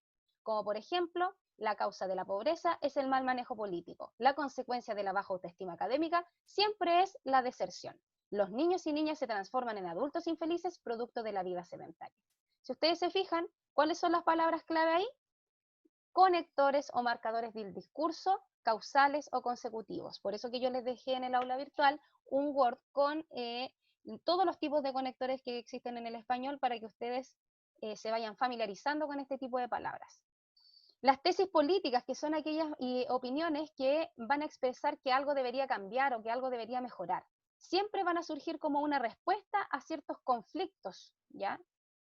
Se dicen que son tesis políticas porque generalmente esos conflictos tienen que ver con el ámbito sociocultural, ¿ya? Por ejemplo, la jornada escolar completa debería desaparecer, los estudios superiores no deberían ser gratuitos, la clase política debiese disminuir su renta en un 70%. ¿Qué palabra clave surge aquí? El verbo deber conjugado y también podría ocurrir que aparezca el verbo tener conjugado, ¿ya? Porque muchas veces estos dos verbos los ocupamos juntos, ¿ya? Entonces, el verbo tener y el verbo deber conjugado van a ser palabras clave para poder identificar y para poder construir tesis políticas. Tesis valorativa, que son las que más utilizamos en la vida, son aquellas tesis que expresan un valor, ¿verdad? Que nosotros como emisores le otorgamos a ciertos fenómenos, a ciertas situaciones, a ciertas acciones, etc. Siempre vamos a utilizar adjetivos calificativos para generar valoraciones, ¿ya? Por ejemplo, la educación chilena es mala. Es incorrecto que hombres y mujeres ganen sueldos distintos en las mismas funciones. No es justo que en Chile la jubilación sea sinónimo de pobreza. ¿Queda alguna duda con esta clasificación de tesis? Si tienen alguna duda, es el minuto de plantearla por el chat o activar el audio y preguntar. Si no tienen duda, igual entonces pónganme, no, profe, está todo súper ok.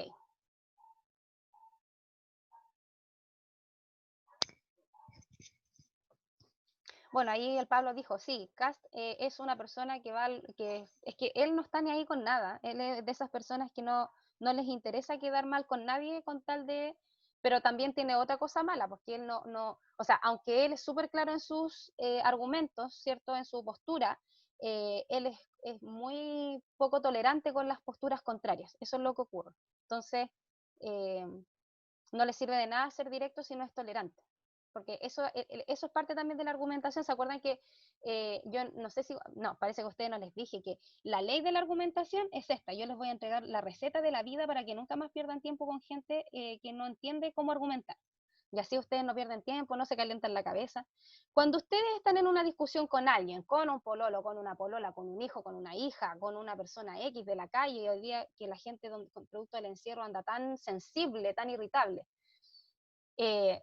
ustedes se ponen a discutir y esa persona cree tener la razón, cree tener la verdad, ¿ya? Cree que sus pensamientos son verdad, ustedes tienen que parar ahí y no discutir con esa persona, ¿ya? Si esa persona son ustedes, entonces hoy día van a aprender que las opiniones nunca se van a medir por términos de verdad, jamás, porque las opiniones son juicios personales, son valoraciones que las personas le damos a los hechos, ¿ya? Las argumentaciones no son comprobables en la realidad, por eso que no podemos decir que son verdad.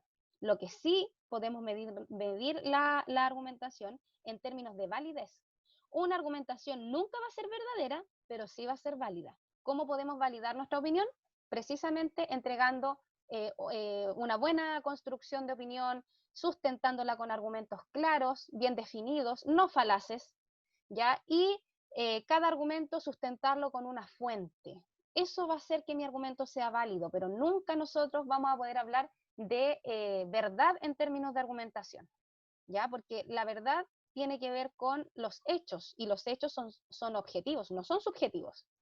Yo puedo decir hoy día, por ejemplo, ayer estaba nublado, no sé si en todos lados, pero por lo menos acá donde yo vivo estaba nublado. Entonces yo les decía al grupo del día viernes, yo puedo decir el día está nublado, yo puedo mirar por la ventana y corroborar que el día está nublado. Hoy día hay sol, yo puedo decir el día está soleado. ¿Es comprobable eso? Es comprobable. Entonces eso es un hecho, ¿ya? El hecho es objetivo. Nadie puede decir lo contrario porque el sol se ve tremendamente gigante en el cielo. Sin embargo, si yo digo, hoy el día está soleado, pésimo día, porque hay personas a las que no les gusta el sol, porque les da alergia, porque no les gusta el calor, porque son como más amigos del invierno. Pero, por ejemplo, a mí, que no me gusta mucho el frío, yo estoy feliz porque está el sol. Entonces yo puedo decir, hoy es un lindo día. Eso corresponde a una visión subjetiva. El hecho de que el día sea lindo o no sea lindo, no lo puedo medir en términos de verdad. Sin embargo, lo puedo medir o lo puedo defender con argumentos que validen esa postura. Entonces, ustedes cuando discutan, nunca pierdan su tiempo con personas que creen que su opinión es sinónimo de verdad, ya que eso es lo que pasa con Cast y con la gente que es un poco fanática en ciertas áreas, que no les permiten tener tolerancia de que el otro está en su derecho de pensar distinto a mí, mientras no perjudique, ¿cierto?, el modo de vivir que tienen las personas, ¿ya? Entonces, tenemos un segundo grupo de tesis, que esta clasificación es de Bañales en el 2014, y estas son las tesis que yo les decía que son como camaleónicas, ¿ya? Estas son tesis que se disfrazan. Hay tesis que se disfrazan de definiciones y hay tesis que se disfrazan de analogías o de comparaciones, ¿ya? Las tesis que se disfrazan de definiciones son aquellas que van a contener una postura personal, pero que la van a presentar como si yo estoy definiendo el concepto. Esto pasa generalmente cuando yo defino un concepto desde una teoría determinada, ¿ya? Esto tiene que ver mucho con historia, con teorías, por ejemplo, con corrientes, ¿ya? Y que van a presentar, por ejemplo, la visión del arte desde el expresionismo es una cosa, la visión del arte desde el cubismo es otra cosa. Entonces, se presentan definiciones de ciertos conceptos, pero finalmente responden a una visión personal de un conjunto de personas porque está marcado por un hecho histórico o por un contexto histórico determinado. Es así, por ejemplo, como surge la definición: el aprendizaje es un proceso que se da en 3 dimensiones, político, social y emocional. Pero hay corrientes que no ven el aprendizaje de esa manera. Entonces, cuando se generan estos opuestos o estos puntos de vista diversos desde las definiciones, yo ahí voy a entender que esa definición efectivamente corresponde más bien a una postura personal de un grupo o bien a una opinión, ¿cierto? Y no es una definición, como diríamos, y como alguien dijo por ahí, una definición canónica, una definición casi de diccionario, ¿ya?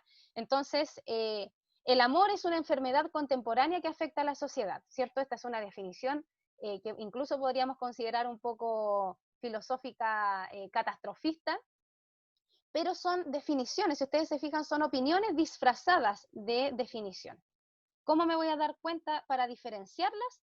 Obviamente porque todas estas afirmaciones, sobre todo estas que tienen esta particularidad de disfrazarse de recursos explicativos, siempre tienen que estar antecedidas por un marcador discursivo que me diga: oye, mira, esta tesis, aunque parece definición, es una tesis, es una opinión, es subjetiva, ¿ya? Sobre todo en este tipo de tesis nosotros tenemos que tener cuidado con los marcadores. Y bueno, hay algunas tesis que se disfrazan de comparaciones, ¿ya?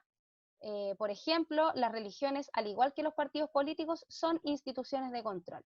La escritura es tan importante como lo es la lectura. Ambos procesos favorecen el crecimiento intelectual, emocional y profesional. Entonces, bien cortito, ¿ya? Porque yo les dije, esta clase era densa, era un poco más larga.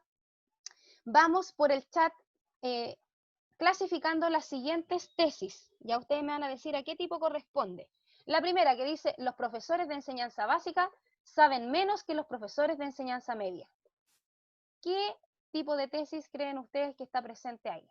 Me voy al chat para poder mirar qué respuestas surgen.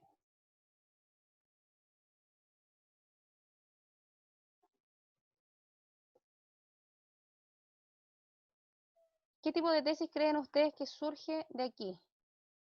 Bueno, Tania dice valorativa.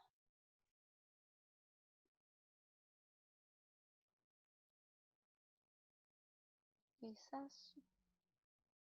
Claro, pero tenemos que clasificarlas, ¿ya? Dentro de los 5 tipos que acabamos de mencionar. Si es una tesis causal, si es una tesis valorativa, si es una tesis política, si es una afirmación por definición o si es una afirmación por semejanza. Ya, Jacqueline dice valorativa, Hernán también dice valorativa, Víctor valorativa. Ya, ¿qué palabra clave los hizo identificar que esto es una tesis valorativa? Acuérdense que cada una de las tesis tenían palabras clave. Las tesis valorativas eran adjetivos calificativos, las tesis políticas, el verbo deber o tener conjugado. Ya, saben menos. Y qué bueno que pusiste toda la expresión completa. Si yo digo Pablo es más alto que Tania, si yo digo Pablo tiene el pelo más oscuro que Víctor, ¿qué estoy haciendo ahí? ¿Estoy valorando efectivamente? ¿O estoy haciendo otro ejercicio? Como decía el profe, usted está calificando dentro de un adjetivo, ¿no? Claro, pero toma en cuenta lo que estoy diciendo. Yo digo, Pablo es más alto que Tania. Ya. ¿Qué estoy haciendo ahí? O si yo digo... ¿Haciendo una comparación? Exactamente, estoy comparando. De hecho, ¿por qué le agradezco a Tania que me haya escrito el saben menos? Porque esa es la palabra clave. Saben menos que. El menos que es un conector o marcador discursivo que siempre va a indicar comparación. ¿Ya? El menos que, el más que, el igual que, el cómo. ¿ya? Por lo tanto, esta es una tesis de estas que se camuflan, ¿cierto? Es una afirmación por semejanza. La depresión es consecuencia de la poca comunicación familiar. ¿Qué tipo de tesis está presente ahí? Causal, súper bien. Bien Juan Pablo, bien Tania, ¿cierto? Es fácil identificarla porque aparece el conector, ¿cierto? Es consecuencia de. No debería existir restricciones para los fumadores. ¿Qué tipo de tesis está presente ahí? Bien, Tania, política, ¿cierto? ¿Por qué política? Por el debería, ¿cierto? No debería existir. Recuerden que las tesis políticas tienen la función de modificar, cambiar algo, ¿ya? Siempre surgen como esta respuesta a posibles conflictos. La siguiente tesis que dice, la desigualdad en Chile es representación de nuestra pobreza mental.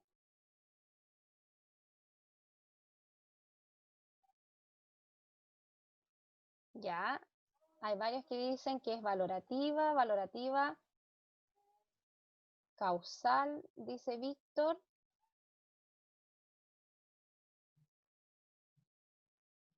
Afirmación de semejanza, pregunta Tania.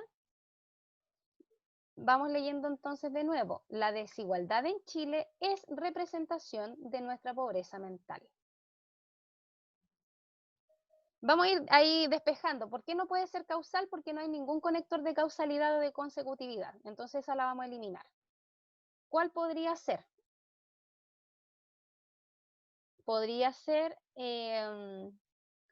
la valorativa, porque efectivamente aquí hay una valoración a través de nuestra pobreza mental, ¿cierto? El término pobreza podría generar un poco esta idea de que aquí se está valorando efectivamente algo, pero fíjense que la valoración queda como en un segundo plano, porque si ustedes se fijan aquí lo que se está haciendo es definir la desigualdad en Chile. ¿Qué es la desigualdad en Chile?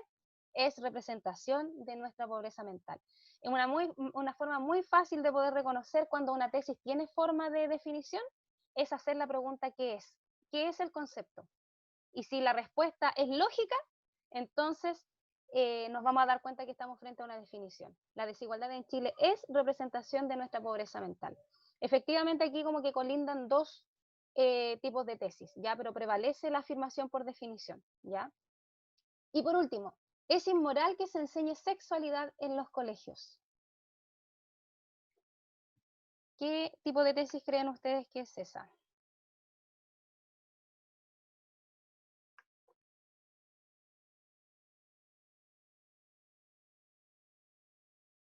Es inmoral que se enseñe sexualidad en los colegios. Y bien, entonces, como dice Pablo, ¿cierto? Tania, Juan Pablo, Anaís, es una tesis valorativa. ¿Por qué nos vamos a dar cuenta? Por el concepto inmoral. Generalmente, la mayoría de las veces lo que ocurre es que las tesis valorativas se construyen con palabras que permiten dicotomías, ¿ya? Dicotomía significa que hay un opuesto, por ejemplo, moral, inmoral, ¿ya? Correcto, incorrecto, justo, injusto, ¿ya? Eso se genera, o son palabras que construyen constantemente tesis de tipo valorativo. Y ya vamos casi terminando, nos queda re poco, vamos con los tipos de argumentos y vamos a revisar 4 tipos de argumentos, ¿ya? Dentro de estos, ¿por qué 4? Porque creemos que estos 4 son una muy buena base para poder argumentar y desarrollar ensayos, ¿ya? Entonces, como yo les dije, nosotros tenemos la idea de que ustedes aprendan lo mejor posible, que aprendan de la mejor manera posible el desarrollo de algunos recursos. Mandé un condoro, no sé por qué dejé de compartir la pantalla, es que este computador, el pobrecito, está tan sobreexigido. Ya, voy a volver a compartir entonces la presentación y quedamos aquí. Entonces, argumentos. Esta parte es bien importante que les quede claro que los ejemplos pueden tener una función explicativa, pero también pueden tener una función argumentativa, ¿ya? Cuando ustedes en los ejercicios venideros, el de la próxima semana, porque la próxima semana ya tenemos la preprueba, vamos a preparar la prueba. La próxima semana cuando la instrucción les diga que tienen que incorporar 2 ejemplos y luego ustedes deciden argumentar y deciden ocupar un argumento sobre la base de un ejemplo, ese argumento no va a servir para justificar lo explicativo, ¿ya? Quiero decir esto, porque el ejemplo va a tener distinta función dependiendo del tipo de texto al que yo lo someta. Si yo ocupo un ejemplo para explicar un concepto, ese ejemplo va a tener un carácter o va a tener una función aclarativa. Si yo utilizo un ejemplo para mi discurso argumentativo, ahí la función de la ejemplificación va a cambiar, ya no va a ser aclarar, sino que lo que va a hacer es defender la postura. Todos los recursos explicativos, como la causalidad que aparece aquí, la analogía, que es la comparación, y la ejemplificación, cuando se ingresan a la argumentación, pierden esa calidad explicativa e inmediatamente adquieren un valor subjetivo. ¿Ya? Adquieren un valor subjetivo porque la finalidad cambia. La única finalidad de estos recursos cuando ingresan a la argumentación es defender la tesis. ¿Ya? En cambio, en la explicación, cada recurso va a tener una función un poco más específica. El ejemplo tiene la función de aclarar. La comparación tiene la función de establecer semejanza y diferencia entre dos elementos. La causalidad en la explicación tiene la función de mostrar orígenes y dar a conocer las posibles consecuencias de esas acciones. Entonces, cuando todos los recursos explicativos entran al área argumentativa, pierden esa calidad explicativa y se transforman en elementos para defender la tesis, ¿ya? En ese sentido, entonces, tenemos el argumento mediante ejemplos, que es cuando yo defiendo la tesis, aludiendo a casos concretos, ¿ya? A cuestiones contextuales. Entonces, tengo la tesis: la pobreza es consecuencia del mal manejo político de los gobiernos de centro-derecha. Y luego, entonces, quiero defender esa idea con un argumento mediante ejemplos, ¿ya? Si ustedes se fijan, el argumento está introducido por un marcador discursivo que me dice, mira, este tipo de argumento es un argumento mediante ejemplo, ¿ya? Ejemplo de ello es lo ocurrido en Canadá, donde el gobierno de centro-derecha del actual presidente ha manejado mal los recursos fiscales, aumentando la pobreza en más del 30%. Luego tenemos los argumentos mediante causas, ¿ya? Aquí es bien importante también utilizar el marcador discursivo de causalidad. El porque, debido a, en consecuencia, por lo tanto, ya que, puesto que, pues, todos esos conectores me van a servir para poder indicar que ese argumento está presentando una relación de causa-consecuencia, ¿ya? Entonces, la pobreza es consecuencia del mal manejo político de gobiernos de centro-derecha, lo anterior debido a que sus políticas de mercado generan amplia brecha de oportunidades y mayor endeudamiento en la clase trabajadora. ¿Ya? ¿Cuál es el conector en este ejemplo? ¿Me lo pueden indicar por el chat? ¿Cuál vendría siendo el conector causal? ¿O el conector que indica causalidad?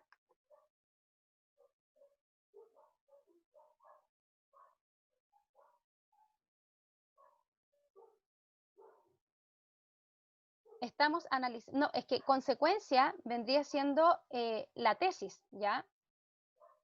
Es consecuencia del mal manejo político. Efectivamente, la tesis es una tesis causal, pero lo que estamos analizando aquí es el argumento, ¿ya? ¿Cuál vendría siendo? Este es el argumento. ¿Cuál vendría siendo el conector? Debido a, muy bien, Mabel. El debido a vendría siendo el marcador. No importa, sí, tranquilo.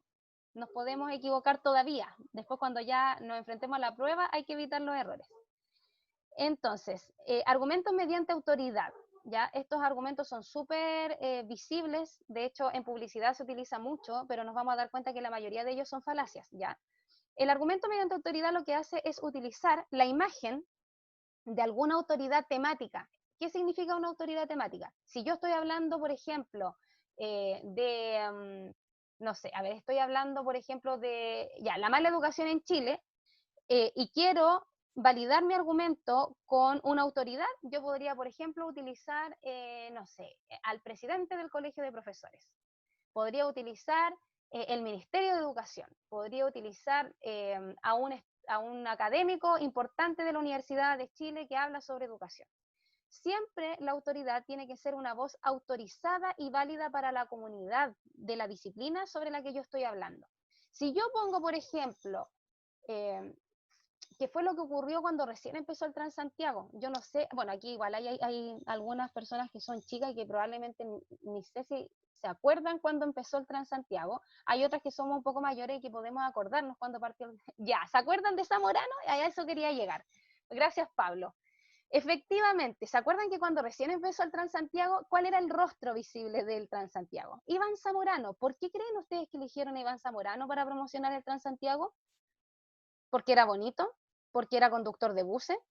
¿Porque era un experto en transporte público? Iván Luis Zamorano Zamora, sí, exactamente, ahí tenemos un fanático. Porque era un rostro, ¿cierto? Porque es lo bonito y lo importante, dice, porque jugó en el Real Madrid. Pero ¿por qué? Yo creo que digamos, el mayor argumento que hizo elegir a Iván Zamorano como rostro es porque es un rostro, como dice Juan Pablo ahí, es confiable y del pueblo. Tenía mucha aceptación ya en los sectores que efectivamente iba a ocupar el Transantiago. ¿Qué pasó después? No sé si se acuerdan. Sí, claramente, Kini. Yo creo que fue el peor negocio, dice, que hizo el pobre. ¿Qué pasó después con la gente cuando se dio cuenta que el Transantiago estaba súper mal planificado, que lo hizo gente que efectivamente en su vida había andado en micro? La gente se enojó, ¿y con quién se enojó? ¿Se enojaron con el ministro? ¿Se enojaron con el que ideó el plan del Transantiago? ¿Con quién se enojó la gente? Se enojó con Iván Zamorano. No sé si ustedes vieron después una entrevista que él dio, donde decía que la gente hasta le escupía en la calle. Cuando se lo encontraban, por ejemplo, por ahí, en alguna tienda, qué sé yo, y la gente lo miraba, lo veía y le gritaban cosas. Estaba súper arrepentido. De hecho, tuvo que dar unas disculpas públicas. ¿Por qué? Porque él dijo que él no tenía idea que esta cuestión del Transantiago estaba tan mal planificada.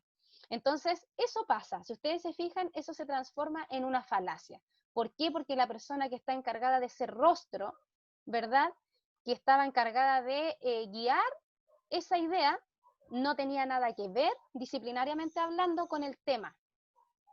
Entonces, muchas veces lo que hace la publicidad efectivamente es meter rostros que son súper aceptados y que son queridos por la población en general, pero que no tienen nada que ver con la disciplina que se está hablando. Y cuando nosotros utilizamos esas voces que son queridas, pero que no son de la disciplina, estamos cometiendo una falacia que se llama falacia de falsa autoridad. ¿Ya? Y ahí tenemos que tener mucho cuidado.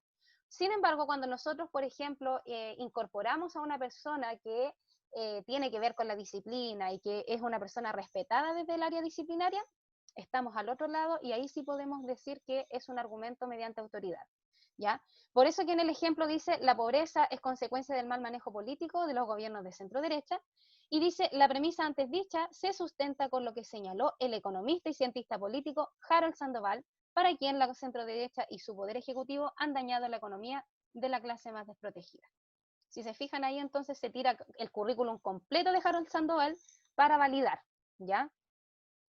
Entonces, aquí tenemos que tener ojo con las autoridades, ya que no vayamos a cometer una falacia de falsa autoridad pensando que, porque, ¿qué pasa aquí? Que muchas veces nosotros utilizamos periodistas para defender ideas, y si nosotros nos fijamos, los periodistas son dueños de un área comunicacional. Si yo estoy, por ejemplo, criticando los medios de comunicación, claro, una autoridad válida podría ser un periodista, pero si yo estoy hablando, por ejemplo, no sé, sobre el aborto, y resulta que Perico Los Palotes, que es periodista, tiene una muy buena opinión y yo lo cito como autoridad, cualquier persona me puede decir, bueno, pero él es periodista, no tiene nada que ver con el tema, por lo tanto, te derrumba todo tu argumento solamente porque te cuestiona la autoridad de la persona a la que tú aludes.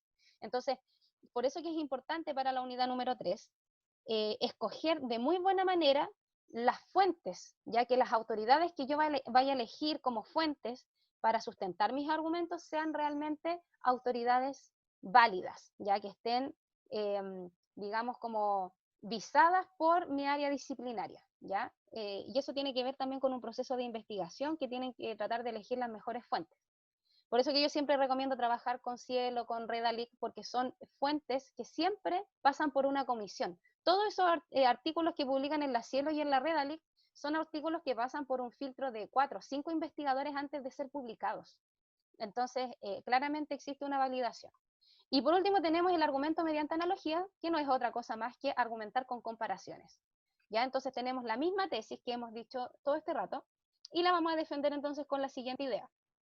La premisa anterior se sostiene en la experiencia de países vecinos con los que se han con los que han ascendido a niveles de pobreza durante los gobiernos de centro derecha.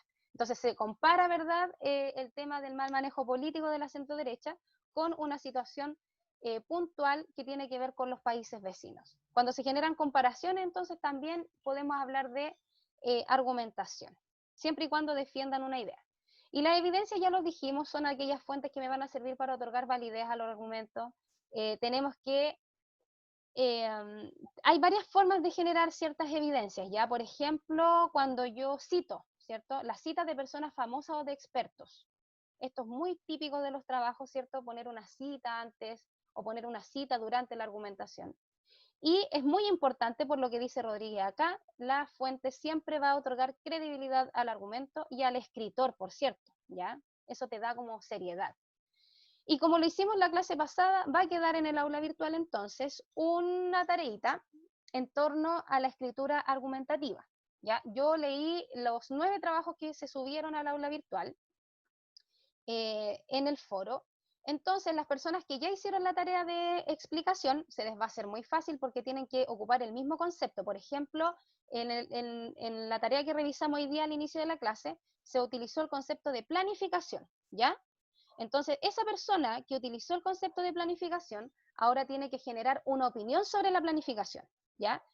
Dice la consigna de trabajo. Entonces, sobre el mismo, ¿verdad? Sobre el mismo concepto que utilizaron en el texto explicativo, van a tener que generar, ¿verdad?, en 15 líneas un texto argumentativo que dé cuenta de una postura y 2 argumentos que la sustenten, ¿ya? O sea, tengo que generar una tesis, ¿ya?, construida sobre la base de uno de los 5 tipos que vimos, y 2 argumentos que la sustenten, puede ser, ¿cierto?, cualquiera de los 4 argumentos que vimos hoy día en la clase, y luego van a incorporar una evidencia, ¿ya? La información puede ser inventada para este ejercicio, ¿ya? No así para la preprueba. Para la preprueba vamos a necesitar fuentes verídicas, pero para este ejercicio, ¿verdad?, que es como para poner en práctica los recursos argumentativos, solamente podemos utilizar pueden utilizar información inventada. Ahora, si la quieren investigar y la quieren sacar de internet, mejor todavía, ¿ya? Al igual que en esta clase, la próxima clase voy a tomar un par de textos y los vamos a revisar para poder observar de qué manera se llevaron a cabo los recursos argumentativos, ¿ya? Es súper importante ir mirando cómo estamos construyendo los textos. ¿Hay alguna duda sobre esta tarea? Voy al chat. Profe, lo de los foros tiene una notita final, solo consulta. No tiene una nota final lo de los foros, pero sí influye demasiado en la calificación final, en la nota del examen. ¿Por qué? ¿Por qué les digo esto? Porque la participación de los foros, yo les dije que era formativo. Esto no tiene una nota formal dentro de los porcentajes del ramo. Sin embargo, claro, yo les dije que era para practicar porque en el fondo en la práctica hace el maestro, ¿cierto? Mientras más partidos juego, mejor me desempeño en la cancha. Es así de simple. Si yo practico poco, no puedo esperar tener buenas notas después en las evaluaciones. Eso es algo que ustedes tienen que entender. Si yo no pongo en práctica esto, muy difícilmente voy a poder rendir después bien en las pruebas. Entonces, una cosa es que yo asista a clase, que escuche, ¿cierto?, el discurso y escuche todo lo que explica la profesora, y otra cosa bien distinta es ponerme a prueba, poner a prueba todo lo que yo aprendí en esa clase. Entonces, ¿por qué les digo que esto incide en la evaluación final? Porque la evaluación final es un ensayo ya completito, es poniendo en práctica todo lo que aprendemos en el semestre. En la evaluación final yo los acompaño 2 semanas completas en el término de la escritura, vamos revisando los ensayos en las clases, así es que solos no van a estar. Pero sí yo considero mucho para la evaluación final las personas que estuvieron trabajando de manera sistemática en los foros. Eso quiere decir que van regalitos extras en la evaluación de la integrativa, ya que no deja de ser menor porque tiene una validez de un 30%, ¿ya? Así es que yo los insto a que trabajen, ¿ya? Porque el trabajo siempre, el sacrificio rinde frutos, dicen por ahí. Entonces, yo siempre voy anotando quiénes son los que van participando en el foro y efectivamente después, cuando llega la hora de revisar la integrativa, le echo una mirada a mi cuaderno, a ver, ya, Perico los palotes, en realidad, mira, asistió a casi todas las clases, le puso mucho pino ahí a los foros, entonces si se sacó un 6 en el trabajo, yo le pongo, no sé, un 6.3 porque, o un 6.5 porque trabajó de manera sistemática. Porque en realidad ustedes saben que, no sé, la nota es una cuestión numérica que no siempre refleja lo que ustedes aprenden. Y finalmente lo que yo necesito y cuál es mi objetivo es que ustedes salgan de acá defendiéndose en temas de escritura, que salgan sin tantas dudas, que llegue el día en que ustedes reciban una instrucción de un trabajo y digan, ah, bueno, pero esto yo ya sé cómo hacerlo. Primero tengo que planificar el texto, luego tengo que ver qué recursos voy a usar, cuáles son los conectores más adecuados para plantear la idea, cómo hacer una buena conclusión, que lo vamos a ver más adelante. Eso es lo que a mí me interesa que ustedes aprendan. Entonces, si ustedes se sacan un 6 o un 6.5, eso como que para mí no marca la diferencia. De hecho, ya tener un 6 en la integrativa es muy bueno. Es muy bueno porque eso significa que ustedes aplicaron en gran mayoría todo lo que aprendieron. Entonces, yo siempre digo, 5 décimas, 3 décimas más, no van a marcar tanto la diferencia, ¿ya? Es un incentivo y también retribuir el trabajo que ustedes hicieron en el semestre. Así es que trabajen porque yo sí considero eso para la calificación final, ¿ya? Bien, no sé si tienen alguna otra duda sobre la tarea. Al igual que la clase pasada, yo voy a dejar el foro habilitado ahora, terminando la clase, y luego voy a incorporar un ejemplo dentro de las instrucciones, para que ustedes miren cómo podrían llevarlo a cabo, ¿ya? Para que ustedes vean y se guíen por un ejemplo. Yo utilicé la clase pasada el concepto de aprendizaje, si mal no recuerdo. Así que sobre ese mismo tema voy a argumentar. Si ustedes, por ejemplo, eligieron el tema, el tema de la planificación, ¿y cómo genero una opinión sobre la planificación? Podría, por ejemplo, cuestionar qué tan eficiente es planificar clase a clase. ¿Ya? Hay muchas quejas en torno a la planificación clase a clase. Si yo elegí otro tema, por ejemplo, en el foro había un texto sobre la inclusión. La inclusión da para argumentar un montón de cuestiones. Puedo, por ejemplo, criticar el proyecto de integración que hoy día está vigente en los colegios. O puedo criticar la ley de inclusión que salió hace poco. ¿Ya? Si efectivamente hay o existe inclusión en educación, ¿ya? Eso también se podría hacer. Y así con todos los temas que ustedes propusieron, ¿ya? Hay algunas personas que trabajaron el concepto de evaluación, también se puede argumentar un montón sobre ese tema. Así es que siempre es poner en conflicto el tema que ustedes eligieron en la explicación, ¿ya? ¿De dónde tomo lo conflictivo sobre ese tema? Y ahí ustedes pueden plantear un montón de opiniones al respecto. Entonces, ¿alguna otra duda? Si tienen alguna otra duda, me la plantean, no hay ningún problema. Profe, yo, Dígame. Víctor, por acá. Sí, Víctor, dime. Lo que pasa es que yo en el foro escribí acerca de firewall. Sí. Yo soy informático. Entonces, no sé, ¿habrá estado bien? ¿Habrá estado bien lo que...? Pero mira, la pregunta es la siguiente, porque ese es un tema, ese es un concepto informático, ¿verdad? Sí, muy específico. Claro, pero tú estás estudiando ingeniería en informática acá en la universidad. No, yo ya estudié Ya, informática. y ese es el problema, que de hecho yo ahora cuando me meta a los foros voy a dejar algunos comentarios sobre los ejercicios, porque en tu caso, por ejemplo, tú ocupaste un concepto de tu formación primaria, no ocupaste un concepto de la carrera que estás estudiando ahora, ¿ya? Claro. Y la instrucción era ocupar un concepto de la carrera que estén estudiando ahora, ¿ya? Muchas personas, por ejemplo, claro, también ocuparon conceptos de la carrera inicial. Entonces, eso no era parte del ejercicio. El ejercicio decía que ustedes tenían que tomar un concepto de la carrera que actualmente están cursando, cualquier concepto. Por ejemplo, ustedes están estudiando en su mayoría la pedagogía en educación técnico-profesional. Y yo me imagino que el primer semestre vieron algunos conceptos ligados a educación. Podrían haber trabajado incluso con el concepto educación, incluso lo más global. ¿Ya? Entonces, ¿qué te sugiero yo? Que hagas el ejercicio explicativo de nuevo, porque si no, no vas a poder, porque el concepto tuyo es tan específico, que lo único que podríamos hacer es como si existe o no existe un método mejor que ese para esa función, por ejemplo. Pero va a ser muy complejo poder argumentar en torno a ese tema. Entiendo. Entonces yo te sugiero que pero los cuidados en enfermería, claro, la Anaís, yo ahí no sabía si tú estudiabas enfermería o esa fue tu carrera inicial, no lo supe ahí. Ahora ya sé que, ¿cómo argumentarlo? Sí puedes, por ejemplo, evaluar si efectivamente los cuidados en enfermería, por ejemplo, en salud pública, puedes plantear la diferencia, puedes hacer una tesis, una afirmación por semejanza, comparar los cuidados de enfermería en salud pública y en salud privada. Entonces, ahí tú puedes generar a través de una comparación una opinión. Y sobre esa opinión, entonces tú puedes ir argumentando, ¿ya? Entonces, les dejo ahí esa tarea. El día viernes, perdón, la voy a mirar. Voy a elegir también 1 o 2 textos para poder revisar. Y, bueno, cualquier cosa, duda, consulta, ustedes saben, hay un grupo de WhatsApp que administra la Scarlett, que no sé si está presente el día de hoy.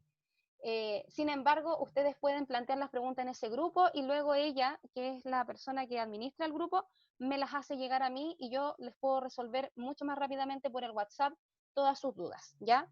Pero sí, mira, yo te voy a anotar, anótame tu número, Anaís, porque yo no sé si está la Scarlett hoy día, parece que no está. No la veo. No está el día de hoy, entonces yo se lo mando, le mando tu número este fin de semana para que te agregue al grupo. Ya, listo. Entonces, Anaí, yo le digo que te agregue y de hecho podríamos pedirle a ustedes mismos, sí, hay un grupo de WhatsApp, lo hicieron la semana pasada. Manden los números para yo poder decirle a Scarlett que los agregue. Escriban los números en el chat y yo le digo a la Scarlett que los agregue al grupo. Si es una manera muy... Profe, Sí, dígame. todos en el grupo somos administradores, así que todos los podemos agregar. ¿Sí? Ah, genial. Entonces, no sé si tú misma podrías agregar a los compañeros que están mandando sus números. Sí, no tengo problema. Ya, genial, muchas gracias. Te pasaste. Bien, entonces vamos a dar un poquito de minutos para que la compañera ahí alcance a anotar los números y los agreguen. Y es mejor, es mucho más rápido, porque los correos de repente se me pierden entre tantos que me llegan, se me van perdiendo los de ustedes. Ya, por eso que a veces contesto un poco tarde, porque de repente reviso el correo y me doy cuenta que ahí entre medio se coló uno con una pregunta. Es más fácil y más rápido contestar por el WhatsApp, ¿ya? Eso, no sé si hay alguna duda, entonces yo creo que cuando vean el ejercicio con el ejemplo, van a entender cómo ejecutar la actividad, ¿ya? Pero yo les insto a participar de esos foros. Y la próxima clase, chiquillos, yo necesito que lleguen a la clase. Primero tienen que mirar, aunque lo vamos a revisar igual, el formato de la preprueba, porque va a ser el mismo formato de la prueba, ¿ya? Recuerden que la próxima clase tenemos la preprueba y la subsiguiente vamos a habilitar por 3 días el aula virtual para que ustedes suban su prueba, ¿ya? ¿Qué necesito? Que lleguen a la clase con un concepto disciplinario de la carrera que están estudiando ahora, pensado, ¿ya? Entonces quiero trabajar, por ejemplo, con el concepto de aprendizaje significativo, ¿ya? Yo con ese concepto quiero trabajar, porque van a tener que traer además en mente un artículo, un estudio que hable sobre el aprendizaje significativo. No lo tienen que leer, solo lo tienen que tener a mano, ¿ya? Porque les voy a empezar a explicar cómo es que se desarrolla la prueba, ¿ya? De hecho, yo ese día también voy a llegar con un ejemplo hecho por mí para ir graficando cómo es que se debería hacer el ejercicio de la preprueba. En la preprueba ustedes van a ponerse, como bien digo, van a poder poner en juego todos los elementos que hemos aprendido en estas 2 clases, ¿ya? Eso es un ejercicio de ir practicando lo que hemos aprendido como recursos. Y luego entonces la semana subsiguiente vamos a tener la prueba, que va a ser el mismo formato, son las mismas instrucciones, lo único que va a cambiar es el tema que ustedes van a trabajar, ¿ya? Como bien les dije, mientras más tiempo pasa un jugador en la cancha, mejor le resultan los partidos. Así que vamos a tratar de escribir lo máximo posible antes de la prueba. Bien, entonces, si no hay más dudas y preguntas, les doy el adiós, descansen harto este fin de semana y cualquier cosa, entonces pregunten en el chat, ya en el chat del WhatsApp. Sí, aunque igual hay jugadores malos, no hay nada que hacer ahí, pues ¿qué vamos a hacer? ¡Ay, qué triste! Ya. Bueno, entonces les digo adiós para que tomen un respiro antes de la otra clase. Listo. Esté bien, profesora, muchas Igual, gracias. chao, que tengan buena tarde. Cuídese, profe, que esté bien. Buena clase, profe. Muchas gracias. Chao. Gracias, hasta luego, que estén bien.